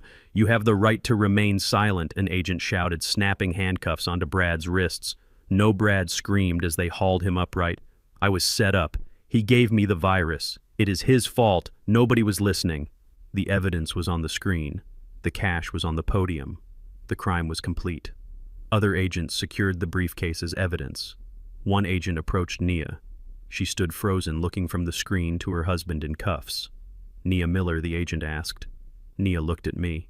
She looked for her father to save her. She looked for the man who always fixed her mistakes. But I stood still. I did not intervene. I did not wave them away. She had stood by while he threw the soup. She had stood by while he planned the theft. She had been the getaway driver in the wreckage of our family. "I am sorry, Nia," I said softly, off mic. "But you chose your side." The agent took Nia's arm. "Ma'am, you need to come with us for questioning regarding conspiracy and aiding a felon." They dragged Brad kicking and screaming off the stage. He was shouting obscenities, blaming everyone but himself. They led Nia away. Her head hung low, sobbing quietly. The guests parted like the Red Sea to let the officers pass, staring at the fallen couple with a mixture of pity and revulsion. When the doors closed behind them, leaving only the echo of Brad's screams, I turned back to the podium. I signaled the technician to cut the video feed. The screen went black. I looked out at the silent room. I adjusted my cufflinks. I took a deep breath. "Please," I said to the crowd, "forgive the theatrics. The appetizers are being served in the foyer. Let us not let the actions of a few ruin the generosity of the many." The orchestra began to play again. The conversation resumed, louder and more animated than before, but I did not join them. I stepped off the stage and walked toward the exit. My work here was done. The cancer had been cut out. Now it was time to let the wound heal or scar over. I walked out into the cool night air alone but unburdened, leaving the gala behind to deal with the wreckage of the truth I had just unleashed.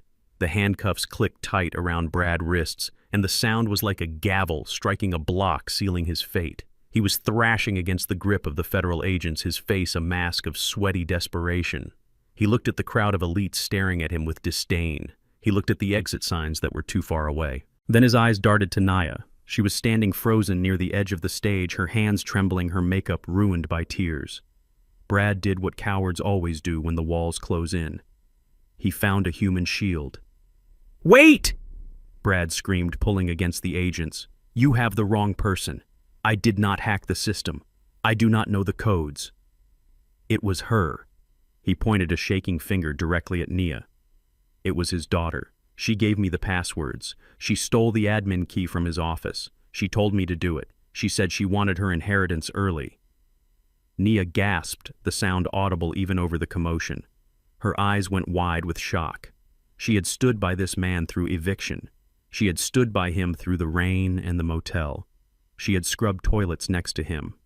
And now, in his first moment of true consequence, he was serving her up to the FBI to save his own skin. "You liar!" Nia shrieked. Her shock instantly converted into a primal blind rage. She did not think about the police. She did not think about the cameras. She lunged. She flew across the few feet separating them and clawed at Brad's face. Her nails raked across his cheek, drawing blood. "You liar!" she screamed again, pounding her fists against his chest. "I did nothing. I trusted you. You ruined everything." Brad yelped, trying to duck away, but he was restrained. "Get her off me!" he yelled. "She is crazy. She is the mastermind." The agents pulled Nia off him. It took two of them to restrain her. She was kicking and screaming, spitting at the husband she had idolized only an hour ago. The crowd watched in horrified silence. This was not just a crime. It was the total implosion of a marriage.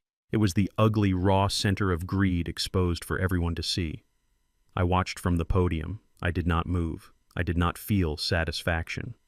I felt a cold, heavy stone in my gut. This feral woman screaming on the floor was the little girl I had carried on my shoulders. But that little girl was gone. She had been consumed by the monster she married. The agents separated them, dragging them to opposite sides of the stage. Brad was bleeding, panting, looking around for an escape route that did not exist. Nia was sobbing, her chest heaving as the fight drained out of her, leaving only terror. Then she looked up. She saw me.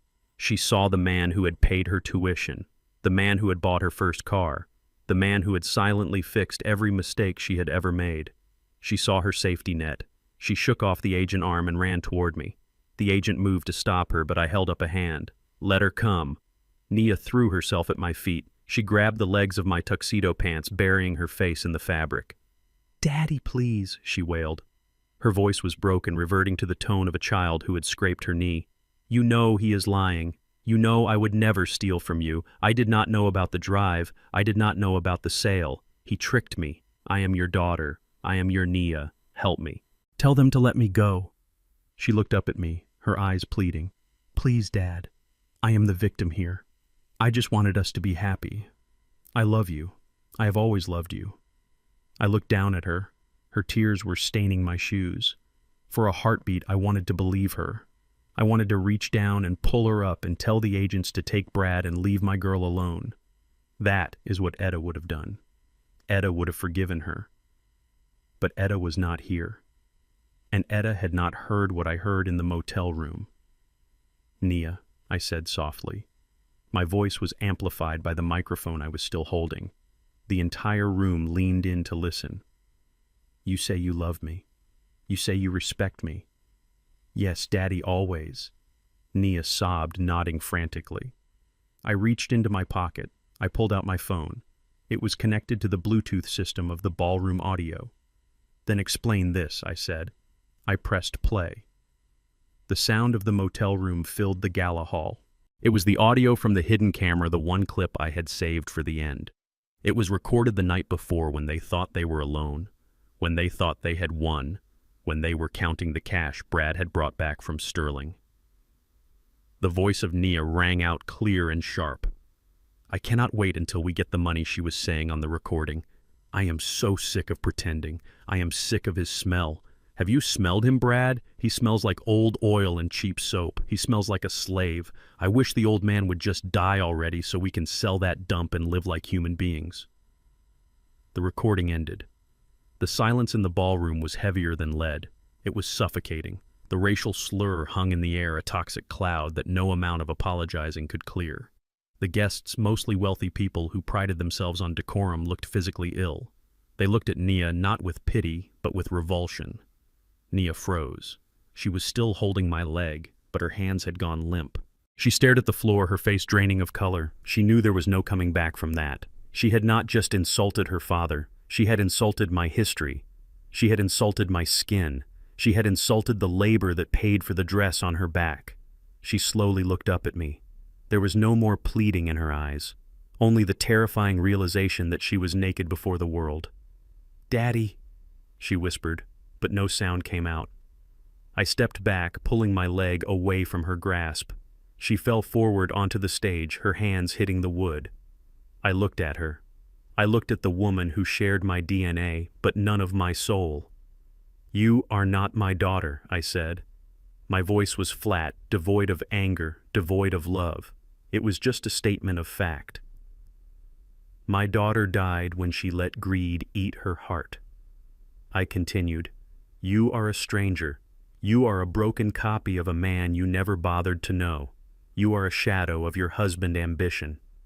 I looked at the agents. "Get them out of here," I said. Nia screamed. It was a long, high-pitched sound of pure despair. "No, Daddy, no, please. I am sorry, I did not mean it." The agents grabbed her arms. They hauled her up. She kicked and thrashed, reaching out for me, but I turned my back. I walked to the back of the stage, away from the lights, away from the microphone. I heard them dragging her out. I heard Brad shouting legal threats. I heard the heavy doors of the ballroom slam shut, cutting off their noise. I stood there in the wings for a moment, alone. My hands were shaking, not from fear, but from the sheer effort of severing a limb to save the body. I had done it. I had cut the cord. I was bleeding, but I was free. I signaled my assistant. It was time to leave. The show was over. The lesson was taught, and the classroom was empty. I walked out the back exit into the night, leaving the gala to whisper about the man who had everything and the daughter who lost it all for a taste of soup she did not cook. The federal courthouse was a cathedral of stone and judgment designed to make everyone inside feel small. I sat in the back row of courtroom 4, my hands resting on my cane, my face a mask of granite. I was not there to testify today. I was there to witness the dissection of a man who thought he was a god.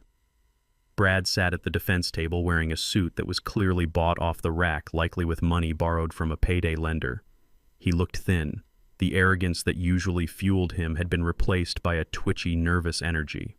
Beside him, Nia sat with her head down, wearing a gray cardigan, trying to make herself invisible. She was charged as an accomplice, but today was about Brad. Brad had hired a lawyer named Stevenson, a man known for theatrical tactics and billing by the minute. Stevenson stood up and paced in front of the jury box, smoothing his silk tie. He did not look at the evidence. He looked at me. "Ladies and gentlemen of the jury," Stevenson began, his voice dripping with false sympathy. "You have seen the video. You have heard the audio, but context is everything. My client, Mr. Miller, is not a corporate spy. He is a victim. He is a young, ambitious man who was targeted by a father-in-law consumed by jealousy." Stevenson pointed a finger at the back of the room directly at me. "Langston Barnes is a man who spent his life under the hood of a truck." Stevenson continued. "He resents Mr. Miller's education. He resents his class. He resents that his daughter married a man who belongs in a boardroom, not a garage. This was entrapment, pure and simple. Mr. Barnes planted that drive. Mr. Barnes opened the door. Mr. Barnes lured a desperate man into a trap because he wanted to destroy his own daughter's marriage." I watched Brad nod along with the lie. He was trying to sell the narrative that I was the villain, that my wealth was a weapon I used to bully the poor white-collar worker. It was a desperate strategy, relying on the jury's unconscious biases, relying on the idea that a black mechanic could not possibly outsmart a vice president without cheating. Stevenson leaned on the jury rail. "They pushed him to the brink," Stevenson whispered. "They cut off his funds. They evicted him. They starved him until he had no choice but to take the bait. This is not justice. This is a family vendetta orchestrated by a bitter old man with too much money and too much hate in his heart." Nia lifted her head slightly, looking at Brad with a flicker of hope. She wanted to believe it. She needed to believe that they were victims because the alternative was admitting she was a monster. I signaled Monica Lewis, my lawyer, who was sitting with the prosecution team. She stood up. She did not pace. She did not wave her hands. She simply walked to the podium carrying a single thick binder. "Your Honor," Monica said, her voice cutting through the theater of the defense claims Mr. Miller acted out of financial desperation caused by my client. They claim he was a devoted husband trying to provide for his wife. Monica opened the binder. "We would like to introduce evidence regarding the motive for the theft," Monica said, "specifically where the money Mr. Miller stole from his previous employer actually went." Brad froze. He stopped nodding. He looked at the binder, and for the first time, true terror entered his eyes. He reached out and grabbed his lawyer's arm, whispering frantically, but it was too late. "What is this?" Stevenson asked, trying to object. "This is irrelevant. It goes to character and motive, Your Honor," the judge ruled. "Proceed." Monica pulled a transparency sheet and placed it on the projector. It was a bank statement, but it was not from Barnes Logistics. It was from the brokerage firm where Brad had worked before I fired him. Mr. Miller embezzled $400,000 from his previous firm over a period of 3 years, Monica stated. He claimed he was broke. He claimed he needed my client's help to pay rent. But here are the transfers. She pointed to a recurring monthly payment of $5,000. "These payments did not go to a landlord," Monica said. "They went to an account held by a woman named Elena Rosales." Nia sat up straight. She stared at the screen. "Elena." She mouthed the name. She did not know an Elena. Monica flipped to the next slide. It was a lease agreement for a luxury apartment in the upscale Marina District. It was signed by Brad Miller. Mr. Miller maintained a second residence, Monica continued, a residence he visited every Tuesday and Thursday afternoon. The courtroom was silent. The jury was leaning in. This was not corporate law anymore. This was a soap opera. And finally, Monica said, placing a birth certificate on the projector. "This is the birth certificate of a male child born 2 years ago. The mother is Elena Rosales. The father is listed as Bradley Miller." The air left the room. Nia made a sound that was not quite a scream and not quite a sob. It was the sound of a lung collapsing. She stared at the screen. A child, 2 years old. While Nia was begging me for money, while Nia was scrubbing toilets, while Nia was standing by her husband through the eviction and the humiliation, Brad had a secret family. He had a son he was supporting with the money he stole. He wasn't stealing to save Nia. He was stealing to maintain his double life. The money Nia thought went to bad investments. The money she thought went to market volatility. It went to Elena. Brad sat like a stone statue. He did not look at the jury. He did not look at me. And he definitely did not look at Nia.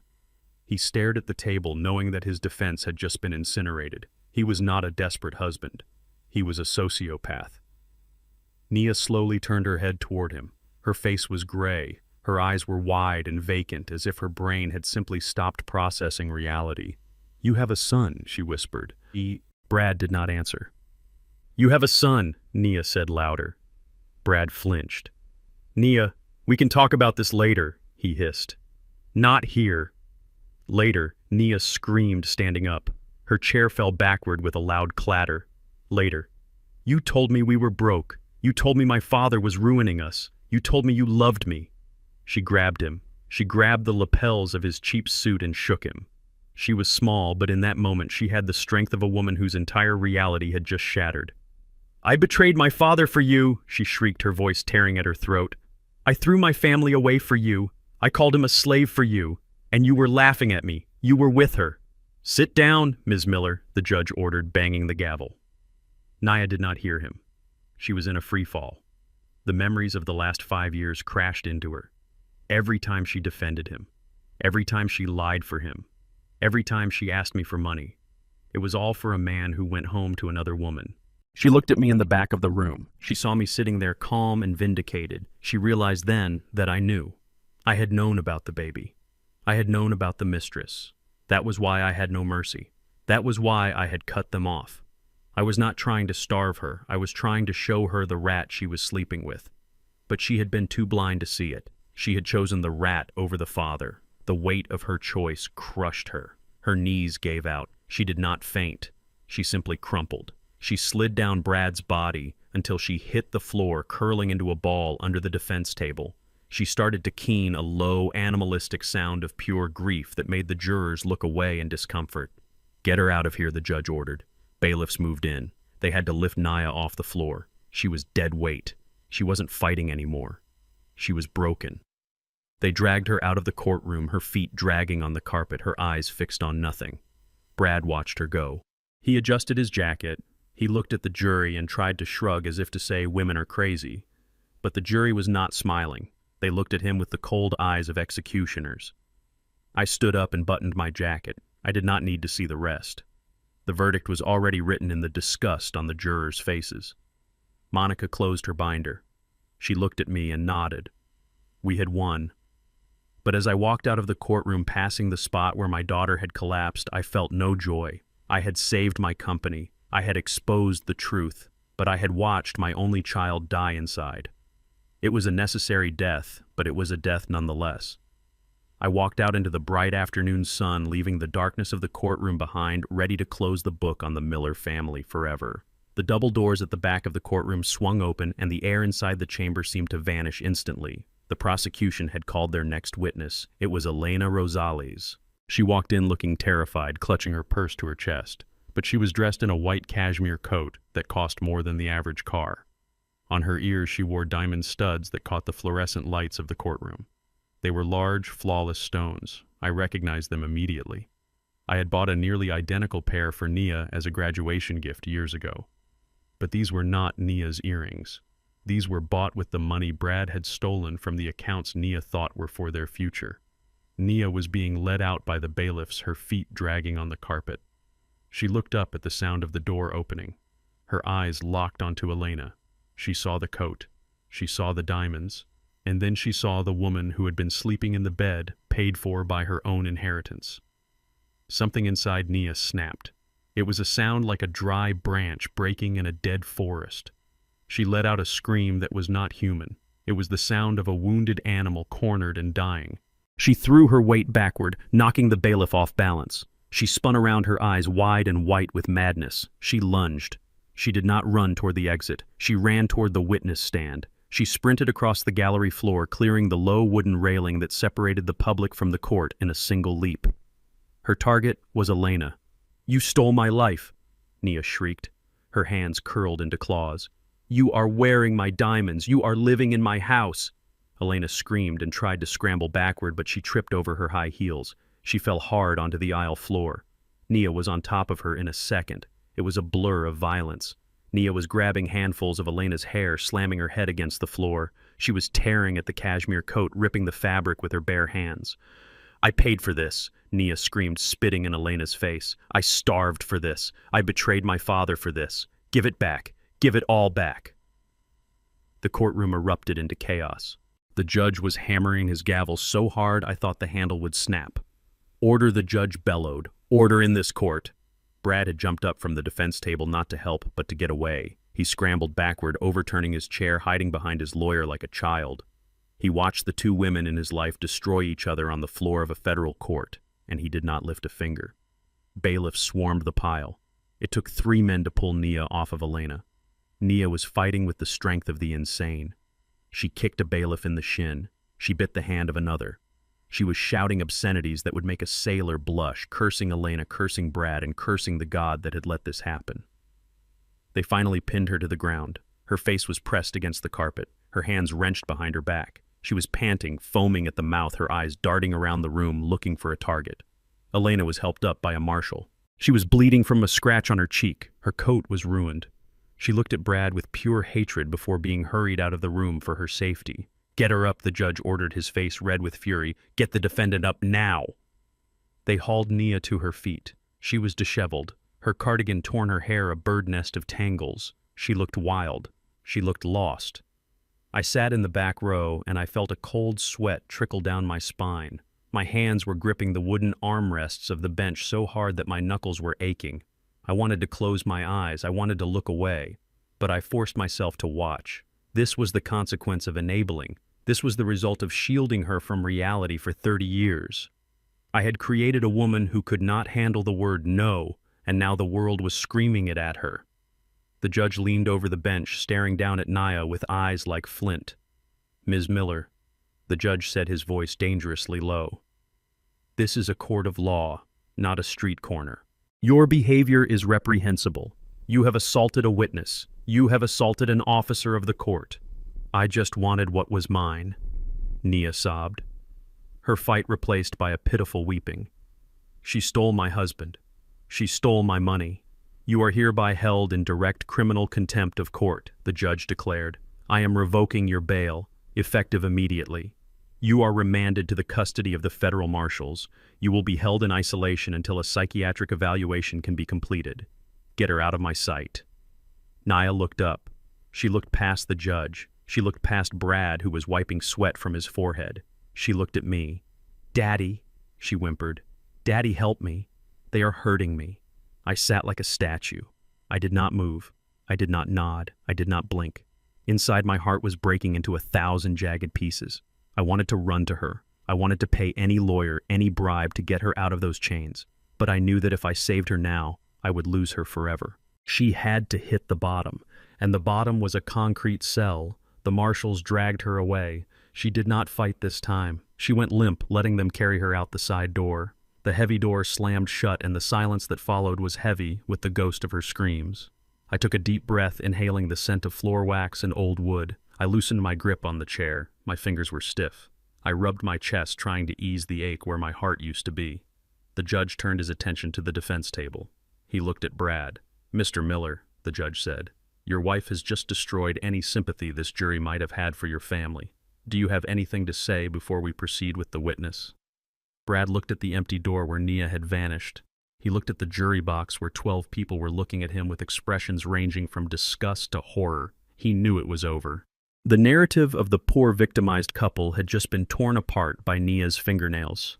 He looked at me. Our eyes met across the room. He saw that I was still standing. He saw that I was not broken. He saw that I had won. And Brad Miller could not handle losing. If he was going down, he was going to make sure he burned the whole forest. I have a statement, Brad said, his voice trembling but loud. I want to make a deal. Sit down, Mr. Miller, his lawyer hissed, grabbing his arm. Shut up. No, Brad shouted, shaking him off. I am not going to prison for 20 years for corporate espionage. I have information. I have information about a capital crime. The judge frowned. What are you talking about? I want immunity, Brad said desperately. I want protection. I can give you a conspiracy to commit murder. The courtroom buzzed. The prosecutor stood up. Objection, Your Honor. This is a stalling tactic. It is not a tactic, Brad screamed. He pointed at me. We were going to kill him. The air left the room again. I went still. I felt the blood drain from my face. We planned it. Brad continued, the words spilling out of him like vomit. If the USB drive did not work, If the data was bad, if he fired us, we had a plan B. Naya and I, we talked about it, we bought the stuff. What stuff? The judge asked, leaning forward despite himself. Digoxin, Brad said. It is a heart medication. You can extract it from foxglove plants. It causes cardiac arrest. It looks like a heart attack. We were going to put it in his coffee. He drinks Ethiopian coffee every morning at 8 o'clock sharp. He brews it himself. We were going to switch his grounds. The courtroom erupted. This was not embezzlement. This was not fraud. This was a confession to a plot to assassinate a prominent businessman. Brad was panting, his eyes wild.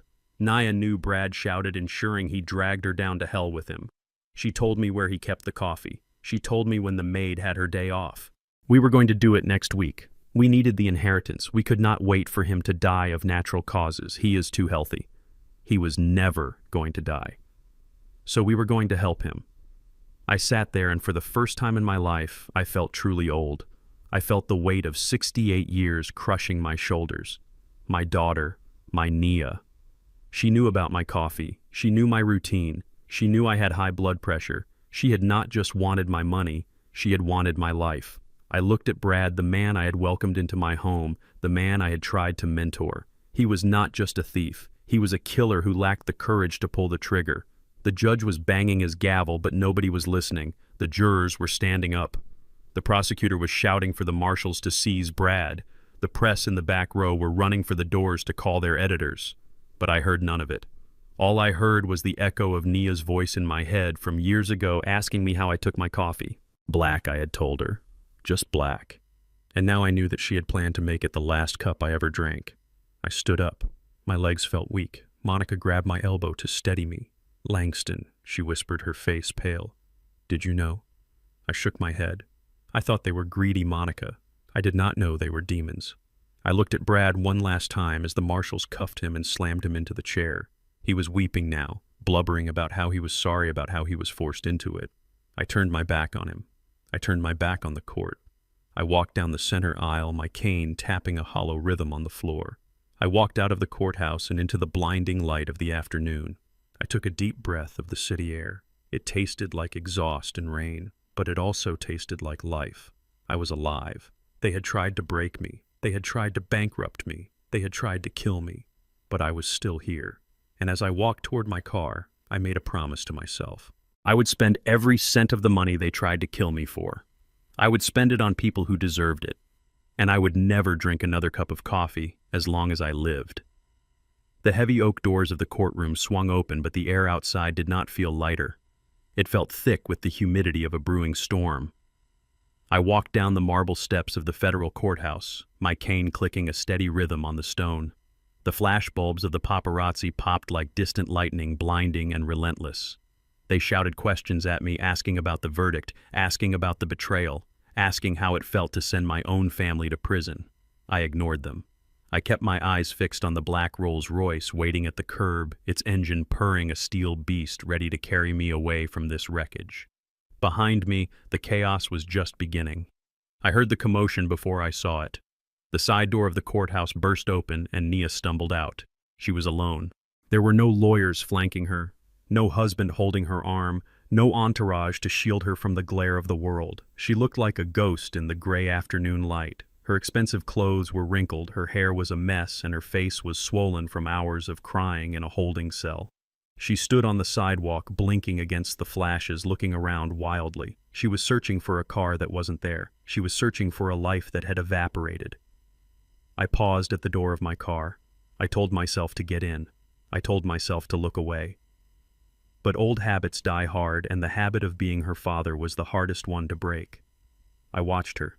She looked down at her phone. Her fingers were shaking so badly she almost dropped it. She was trying to call a ride, a friend, anyone, but nobody was answering. The friends she had bought with my money had vanished the moment the money did. The socialites she had tried to impress had deleted her number the second the news broke about the poison. She was toxic. She was radioactive.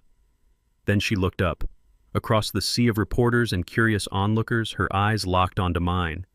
It was a look of pure, unadulterated desperation. It was the look of a child who realizes the monsters under the bed are real and the nightlight has burned out. She started to move toward me. She pushed through the crowd, ignoring the microphone shoved in her face. "Daddy," she screamed, her voice cracking. "Daddy, wait!" I stood still. My security detail stepped forward to intercept her, but I raised a hand. Let her come. I needed to hear this. I needed to see if there was anything left of my daughter in that shell, or if it was just the greed trying to find a new host. She reached me breathless and frantic. She reached out to grab my arm, but stopped herself inches away, remembering the last time she had touched me in the courtroom. "Daddy, please," she sobbed, tears cutting tracks through her ruined makeup. "You heard the judge. $500,000. I don't have it. I don't have anything.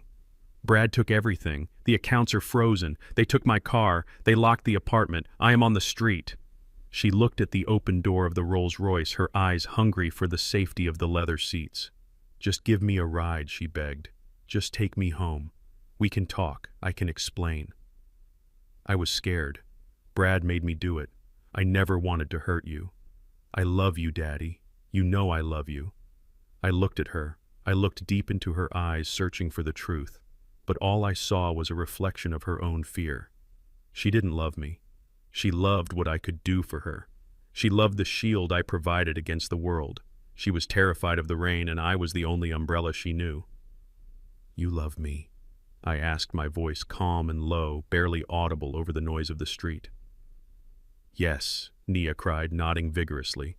"More than anything, I am your daughter." I reached into my pocket and pulled out my phone. I tapped the screen and brought up the recording from the courtroom. The confession. "You knew about the coffee," I said.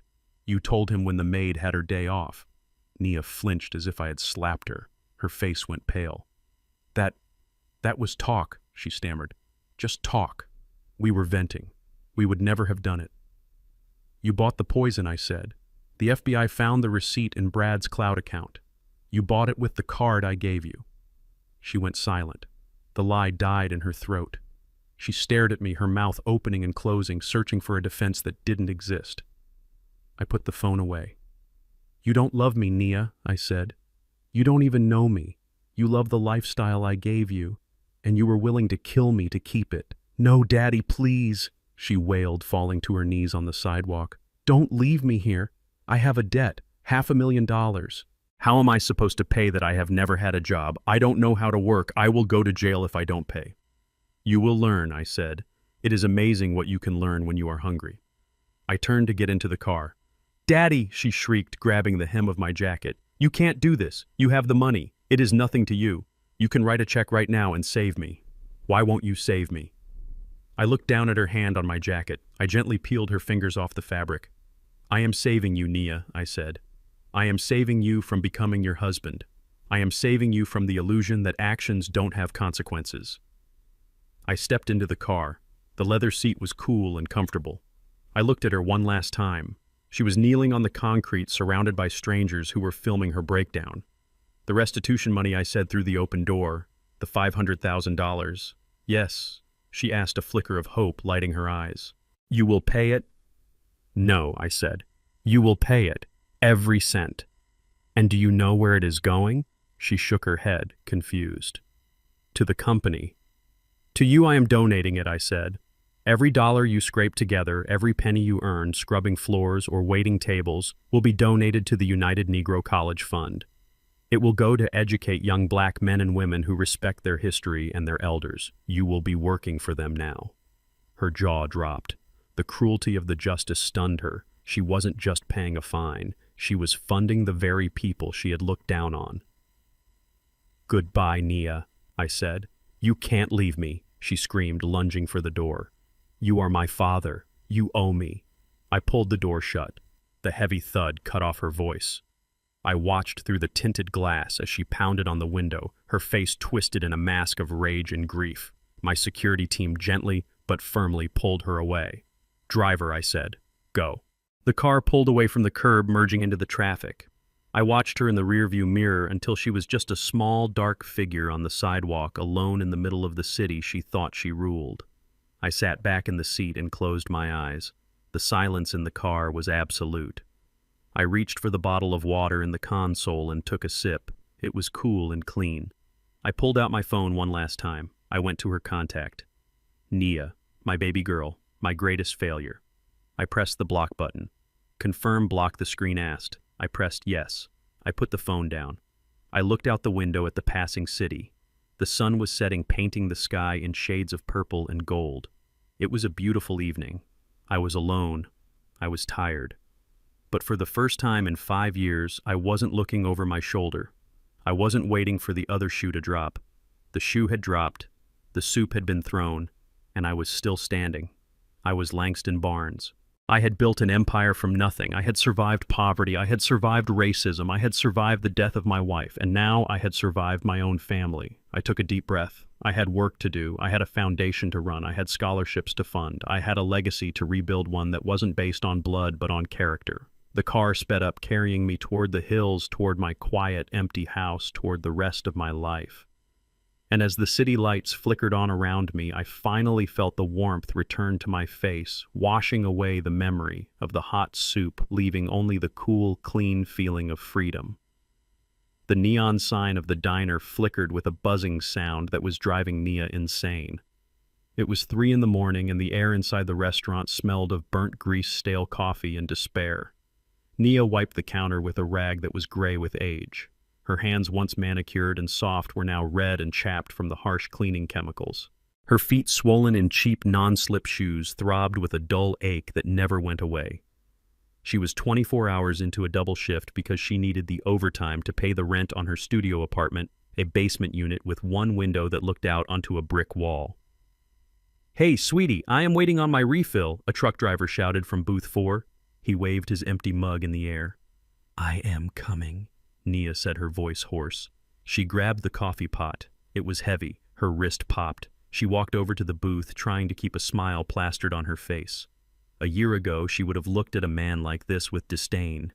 A year ago, she would have called the manager if her coffee was not the right temperature. Now she was the one pouring it. She filled the mug. The driver watched her, not with gratitude, but with a leering gaze that made her skin crawl. "You should smile more," he said, reaching out to grab her wrist. "A pretty girl like you looks better when she smiles." Nia pulled her hand away, spilling a few drops of hot coffee on the table. "Hey, watch it!" The driver snapped, his mood shifting instantly. "You are clumsy." "I am sorry," Nia stammered, grabbing napkins to wipe the spill. "I am so sorry, sir." Her manager, a man named Rick, who had sweat stains on his shirt and a permanent scowl, stormed out of the kitchen. "What is the problem here?" Rick barked. "She spilled coffee on me," the driver complained. "She is useless." Rick turned on Nia. His face was inches from hers. He smelled of onions and cigarettes. "You are clumsy," Nia, Rick shouted. "This is the 3rd time this week. One more mistake and you are out. Do you hear me? You are fired. Now clean this up and get table 6 their order." Nia nodded, blinking back tears. "Yes, Rick. I am sorry." She scrubbed the table, feeling the eyes of the other customers on her. She felt small. She felt invisible. She felt exactly how she had made me feel for 5 years.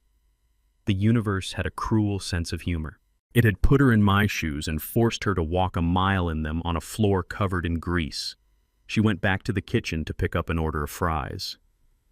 As she walked through the swinging doors, she caught her reflection in the stainless steel refrigerator. She looked 10 years older. The arrogance was gone. The entitlement was gone. All that was left was a tired woman trying to survive. She walked back out into the dining room carrying the tray. The bell above the front door chimed, signaling a new customer. Nia did not look up. She just hoped it was not a drunk group from the bars. "Welcome to Joe's, sit anywhere you like," she called out mechanically. She put the fries down at table 6 and turned around to greet the new guest. She froze. The tray slipped from her fingers and clattered onto the floor, but she did not hear it. Standing in the doorway was a man in a charcoal wool coat and a fedora. He was tall, broad-shouldered, and held himself with a quiet dignity that sucked the oxygen out of the room. He looked out of place among the vinyl booths and the ketchup bottles. He looked like a king who had wandered into a stable. It was me. Nia stared at me. Her mouth opened, but no sound came out. She looked at my shoes, polished Italian leather. She looked at my face, calm and unreadable. "Daddy," she whispered. I did not smile. I did not open my arms. I simply took off my hat and walked to a small booth near the window. I sat down and placed my hands on the table. Nia ran to me. She did not care about the manager. She did not care about the customers. She saw a lifeline. She saw her father. "Daddy, you came," she sobbed, reaching for my hands. "Oh God, you came. I knew you would not leave me here. Please take me home. I cannot do this anymore. I am so sorry. I have learned my lesson. Please, Daddy, get me out of here." I looked at her hands. They were rough. Her fingernails were short and unpolished. She was shaking. I pulled my hands back, gently placing them in my lap. "I would like to see a menu, please," I said. Nia stopped crying. She blinked, confused. "What?" "A menu," I repeated. "And a glass of water. No ice." Nia stared at me. The realization hit her slowly. I was not here to rescue her. I was here as a customer. "But Daddy," she stammered. "Miss the manager," Rick shouted from across the room. "Do not bother the customers. Take his order or clock out." Nia flinched. She looked at Rick, then back at me. She saw the resolve in my eyes. She realized she had no choice. She wiped her face with her apron. She took a deep breath, trying to compose herself. She reached into her pocket and pulled out her notepad. "What can I get for you, sir?" she asked, her voice trembling. I looked at her. I really looked at her. I saw the fatigue. I saw the fear. But I also saw something else. Resilience. She was still standing. She was still working. She had not crumbled completely. "I will have the soup," I said. Nia's pen hovered over the paper. "The soup?" "Yes," I said. "The vegetable soup. And bring some crackers." She wrote it down. Her hand was shaking so bad the writing was illegible, but she nodded. Right away she whispered. She walked to the kitchen. I watched her go. I watched her shoulders hunch as she passed the manager. I watched her grab the ladle and pour the soup into a bowl. I watched her carefully place it on a tray, making sure not to spill a drop. She brought it to me. She placed it in front of me with a trembling hand. "Is there anything else, sir?" she asked, reverting to the formal script, because she did not know what else to say. "No, thank you," I said. I picked up my spoon. I ate slowly. I tasted every spoonful.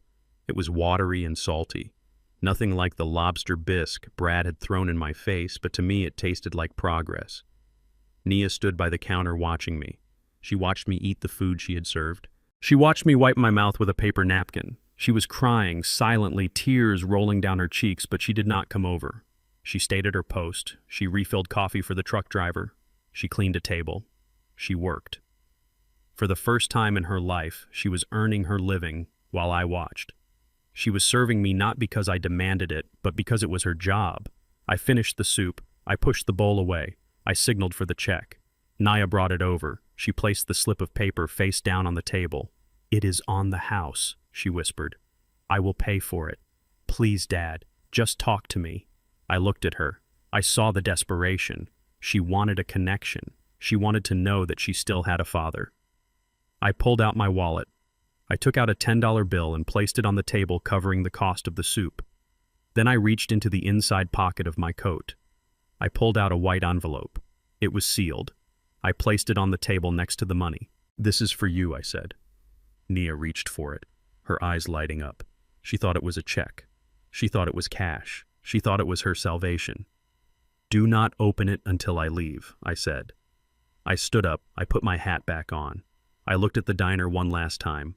I looked at the manager who was counting cash at the register. I looked at the truck driver who was asleep in his booth. And I looked at my daughter who was standing there in a stained uniform holding an envelope like it was a holy relic. "You are doing a good job, Nia," I said. Her eyes widened. It was the first compliment I had given her in 2 years. I turned and walked out the door. The bell chimed behind me. I walked to my car, the cool night air hitting my face. I did not look back. Inside the diner, Nia waited until the door closed. Her hands were shaking so hard she could barely tear the flap of the envelope. She ripped it open, expecting to see green bills, expecting to see enough money to pay her rent for a year. She turned the envelope upside down. A single folded brochure fell out. She frowned. She picked it up. It was a glossy pamphlet for the City Community College nursing program. It was not money. It was not a check. She opened the brochure. Inside, tucked into the fold, was a handwritten note on my personal stationery. She read it. "Nia, you asked for money. Money is easy. Money is what got you here. You need something harder. You need purpose. This is a full scholarship for the licensed practical nurse program. The tuition is paid. The books are paid. But you have to go to class. You have to study. And you have to pass. You spent your whole life wanting people to serve you. You threw soup because you thought you were above service. Now you are going to learn the truth. The highest calling is not to be served, it is to serve. Learn how to take care of people who are sick, who are weak, who cannot help themselves. Learn how to clean a wound. Learn how to hold the hand of someone who is dying. Learn how to care for others before you ever ask anyone to care for you again. If you graduate, I will be at the ceremony. Until then, keep the change. Dad. Nia stared at the note. She looked at the brochure. She looked at the $10 bill on the table. She felt a sob rise in her throat, but she swallowed it down. She looked at the truck driver who was waking up and coughing. She looked at the manager who was glaring at her. She wiped her tears. She put the brochure and the note into her pocket next to her heart. She picked up the $10 and put it in the register. She grabbed the coffee pot. "Coffee, sir?" she asked the truck driver. He nodded. She poured it. She did not spill a drop. Outside, I watched from my car as she went back to work. She was not the girl I raised. She was becoming the woman I hoped she could be. I started the engine and drove away, leaving her to finish her shift, leaving her to start her life. The iron gates of my estate swung open silently, welcoming me back to a home that had felt like a mausoleum for 5 years. For the first time since Etta died, the silence inside the house did not feel empty. It felt peaceful. It felt clean. I walked through the grand foyer, my footsteps echoing on the marble, but I did not feel the crushing weight of loneliness that usually greeted me. I felt the lightness of a man who had finally taken out the trash. But a house this size was not meant for one man alone. It was built for a legacy. It was built to shelter the future. And since my biological future had chosen to rot on the vine, I knew I had to graft a new branch onto the tree. The next morning, I drove my truck down to the community center in the neighborhood where I grew up. It was a brick building that had seen better days, the paint peeling and the basketball hoops rusted. Inside, I found the auto shop vocational program. It was underfunded and overcrowded, filled with young men and women who were looking for a way out of the struggle. I stood in the back, watching. I saw a young man in the corner. He was skinny, wearing coveralls that were stained with oil. He was working on a transmission that looked like it had been pulled out of a river. Other students were joking around, checking their phones, but this boy was laser-focused. His hands moved with a rhythm I recognized. It was the rhythm of a man who speaks the language of machines. I walked over to him. "What are you working on, son?" I asked. He looked up. He had intelligent eyes, but they were guarded. He saw an old man in a nice coat. He wiped his hands on a rag. "Trying to salvage this gearbox, sir," he said, his voice respectful but firm. "The casing is cracked, but the gears are still good. I think I can machine a new housing if I can get access to the CNC mill." "Why bother?" I asked. "It is junk." "It is not junk," he said, defending the metal. "It just needs someone to see its value. If I fix this, I can sell it. If I sell it, I can buy tools. If I have tools, I can work." I smiled. It was the first genuine smile I had felt on my face in weeks. "What is your name, son?" "Malik," he said. "Malik Johnson." "Do you have family, Malik?" He looked down at the transmission. "Just my grandmother, sir. She raised me. She is sick right now, so I am trying to pick up extra hours here."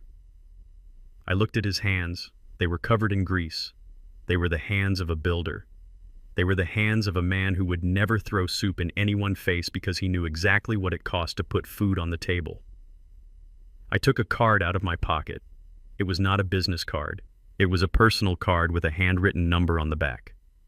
"My name is Langston Barnes," I said. "I own Barnes Logistics." Malik's eyes widened. He knew the name. Everyone in the neighborhood knew the name. "I am looking for an apprentice," I said. "Not a janitor. A protege. Someone I can teach how to build an empire, not just how to fix a gearbox." Malik stared at the card, then at me. "Why me?" he asked. "Because you see value where others see junk," I said. "And because you are working while everyone else is playing." "I want you to come to my office tomorrow," I continued. "Bring your grandmother. I am going to make sure she has the best doctors in the city. And then I am going to put you to work. You are going to learn every aspect of my business from the loading dock to the boardroom. I am going to pay for your education. I am going to give you the chance I wish someone had given me when I was your age." Malik looked like he was about to cry, but he held it back. He stood up straighter. He wiped his hand on his coveralls again and extended it. "I will not let you down, Mr. Barnes," he said. I shook his hand. It was a firm grip. It was a promise. "I know you won't," I said. I walked out of the community center feeling a warmth in my chest that had nothing to do with the sun. I had not replaced my daughter. You cannot replace a child. But I had found a place for the love I still had to give. I had found a vessel that would not leak. A week later, I sat in the library of my estate with Monica Lewis. The table was covered in documents. These were not court filings or eviction notices. These were the blueprints for the future. The coffee on the table was black and bitter just the way I liked it. I took a sip, savoring the taste of safety. I knew nobody had tampered with it. Monica pushed a thick stack of papers toward me. "This is the final draft, Langston," she said. "The Etta and Langston Barnes Foundation." I looked at the papers. This was where the money was going. This was where the inheritance Nia had demanded was being redirected. The foundation had a dual mandate. Half of the endowment would go to scholarships for students like Malik, young black men and women with the drive to succeed, but without the means to get there. We were going to build a new generation of leaders who understood the value of hard work and respect. The other half of the endowment was for something more personal. We were establishing a legal defense fund and a network of safe houses for elderly people who were being abused or exploited by their families. "We are calling it the Guardian Project," Monica explained. "We have already hired 3 full-time investigators and a team of social workers. We are going to provide free legal representation to any senior citizen who is being coerced into signing over their assets or who is being threatened by their children." I picked up my pen. I thought about the fear I had felt when I realized my own daughter wanted me dead. I thought about the thousands of other parents sitting in silence, afraid to speak up because they did not want to lose their families. "I am going to be their voice," I said. I signed the papers. The ink flowed smoothly onto the page. With that signature, I transferred the bulk of my liquid assets into the trust. I was no longer a billionaire on paper. I was just a man with a comfortable home and a job to do. It felt incredible. The weight of the money had always been a burden. It had attracted wolves. It had corrupted my child. Now it was a weapon for good. It was a shield for the vulnerable. Monica took the papers and placed them in her briefcase. She looked at me with a soft expression. "Etta would be proud, Langston," she said. I looked out the window at the setting sun. "I hope so," I said. "I really hope so." I stood up. I had one last stop to make, one last conversation to have. "Thank you, Monica," I said, "for everything." I walked her to the door. As she drove away, I got into my car. I did not take the truck. I took the Rolls-Royce. I drove it myself. I enjoyed the feel of the steering wheel, the power of the engine. I was done hiding. I was done pretending to be small to make others feel big. I drove to the cemetery on the outskirts of the city. It was an old cemetery filled with oak trees and moss. I parked the car and walked up the hill to the plot where Etta was buried. The grass was green and perfectly manicured. The headstone was simple polished granite with her name and dates. I stood there for a long time. The wind rustled the leaves of the trees. It was a quiet evening. The city was just a hum in the distance. I took a single black rose from inside my coat and placed it on the stone. "Hello, Etta," I said. I waited as if expecting an answer, but there was only the wind. "I did it, Etta," I said. I broke the promise. I did not protect her. I let her fall. I felt a tightness in my throat. "She wanted to kill me, Etta," I whispered. "She bought the poison. She hated me. She hated us." I looked at the name on the stone. "I know you wanted me to save her," I said. But I realized that saving her would have meant destroying everything we built. It would have meant letting evil win. And I could not do that. I could not let your sacrifice be for nothing. I touched the cold stone. "She is on her own now," I said. "She is scrubbing floors. She is learning what it means to be tired. She is learning what it means to be invisible. It is the hardest lesson a parent can teach, but it is the only one she will listen to." I stood up straighter. The guilt that had been gnawing at me for weeks began to fade. It was replaced by a sense of clarity. I had not failed Nia. I had given her everything. She had chosen to throw it away. Her failure was her own. "I have started the foundation," I told the stone. "We are going to help people, Etta. We are going to help people who deserve it. We are going to protect the old folks who have nobody. And I found a boy. His name is Malik. You would like him. He has grease under his fingernails and fire in his belly. He reminds me of me." The sun dipped below the horizon, casting long shadows across the graveyard. The air grew cool. "I am going to be okay, Etta," I said. "I am going to live. I am going to drink my coffee. I am going to listen to my jazz. And I am going to walk with my head high." I turned away from the grave. I did not look back. I walked down the hill toward my car. My stride was long and sure. I did not need the cane. I carried it only as an accessory, a symbol of the authority I had reclaimed. I was Langston Barnes. I was a mechanic. I was a CEO. I was a survivor. I got into my car and started the engine. I drove out of the cemetery gates and back onto the main road. The road stretched out before me wide and open.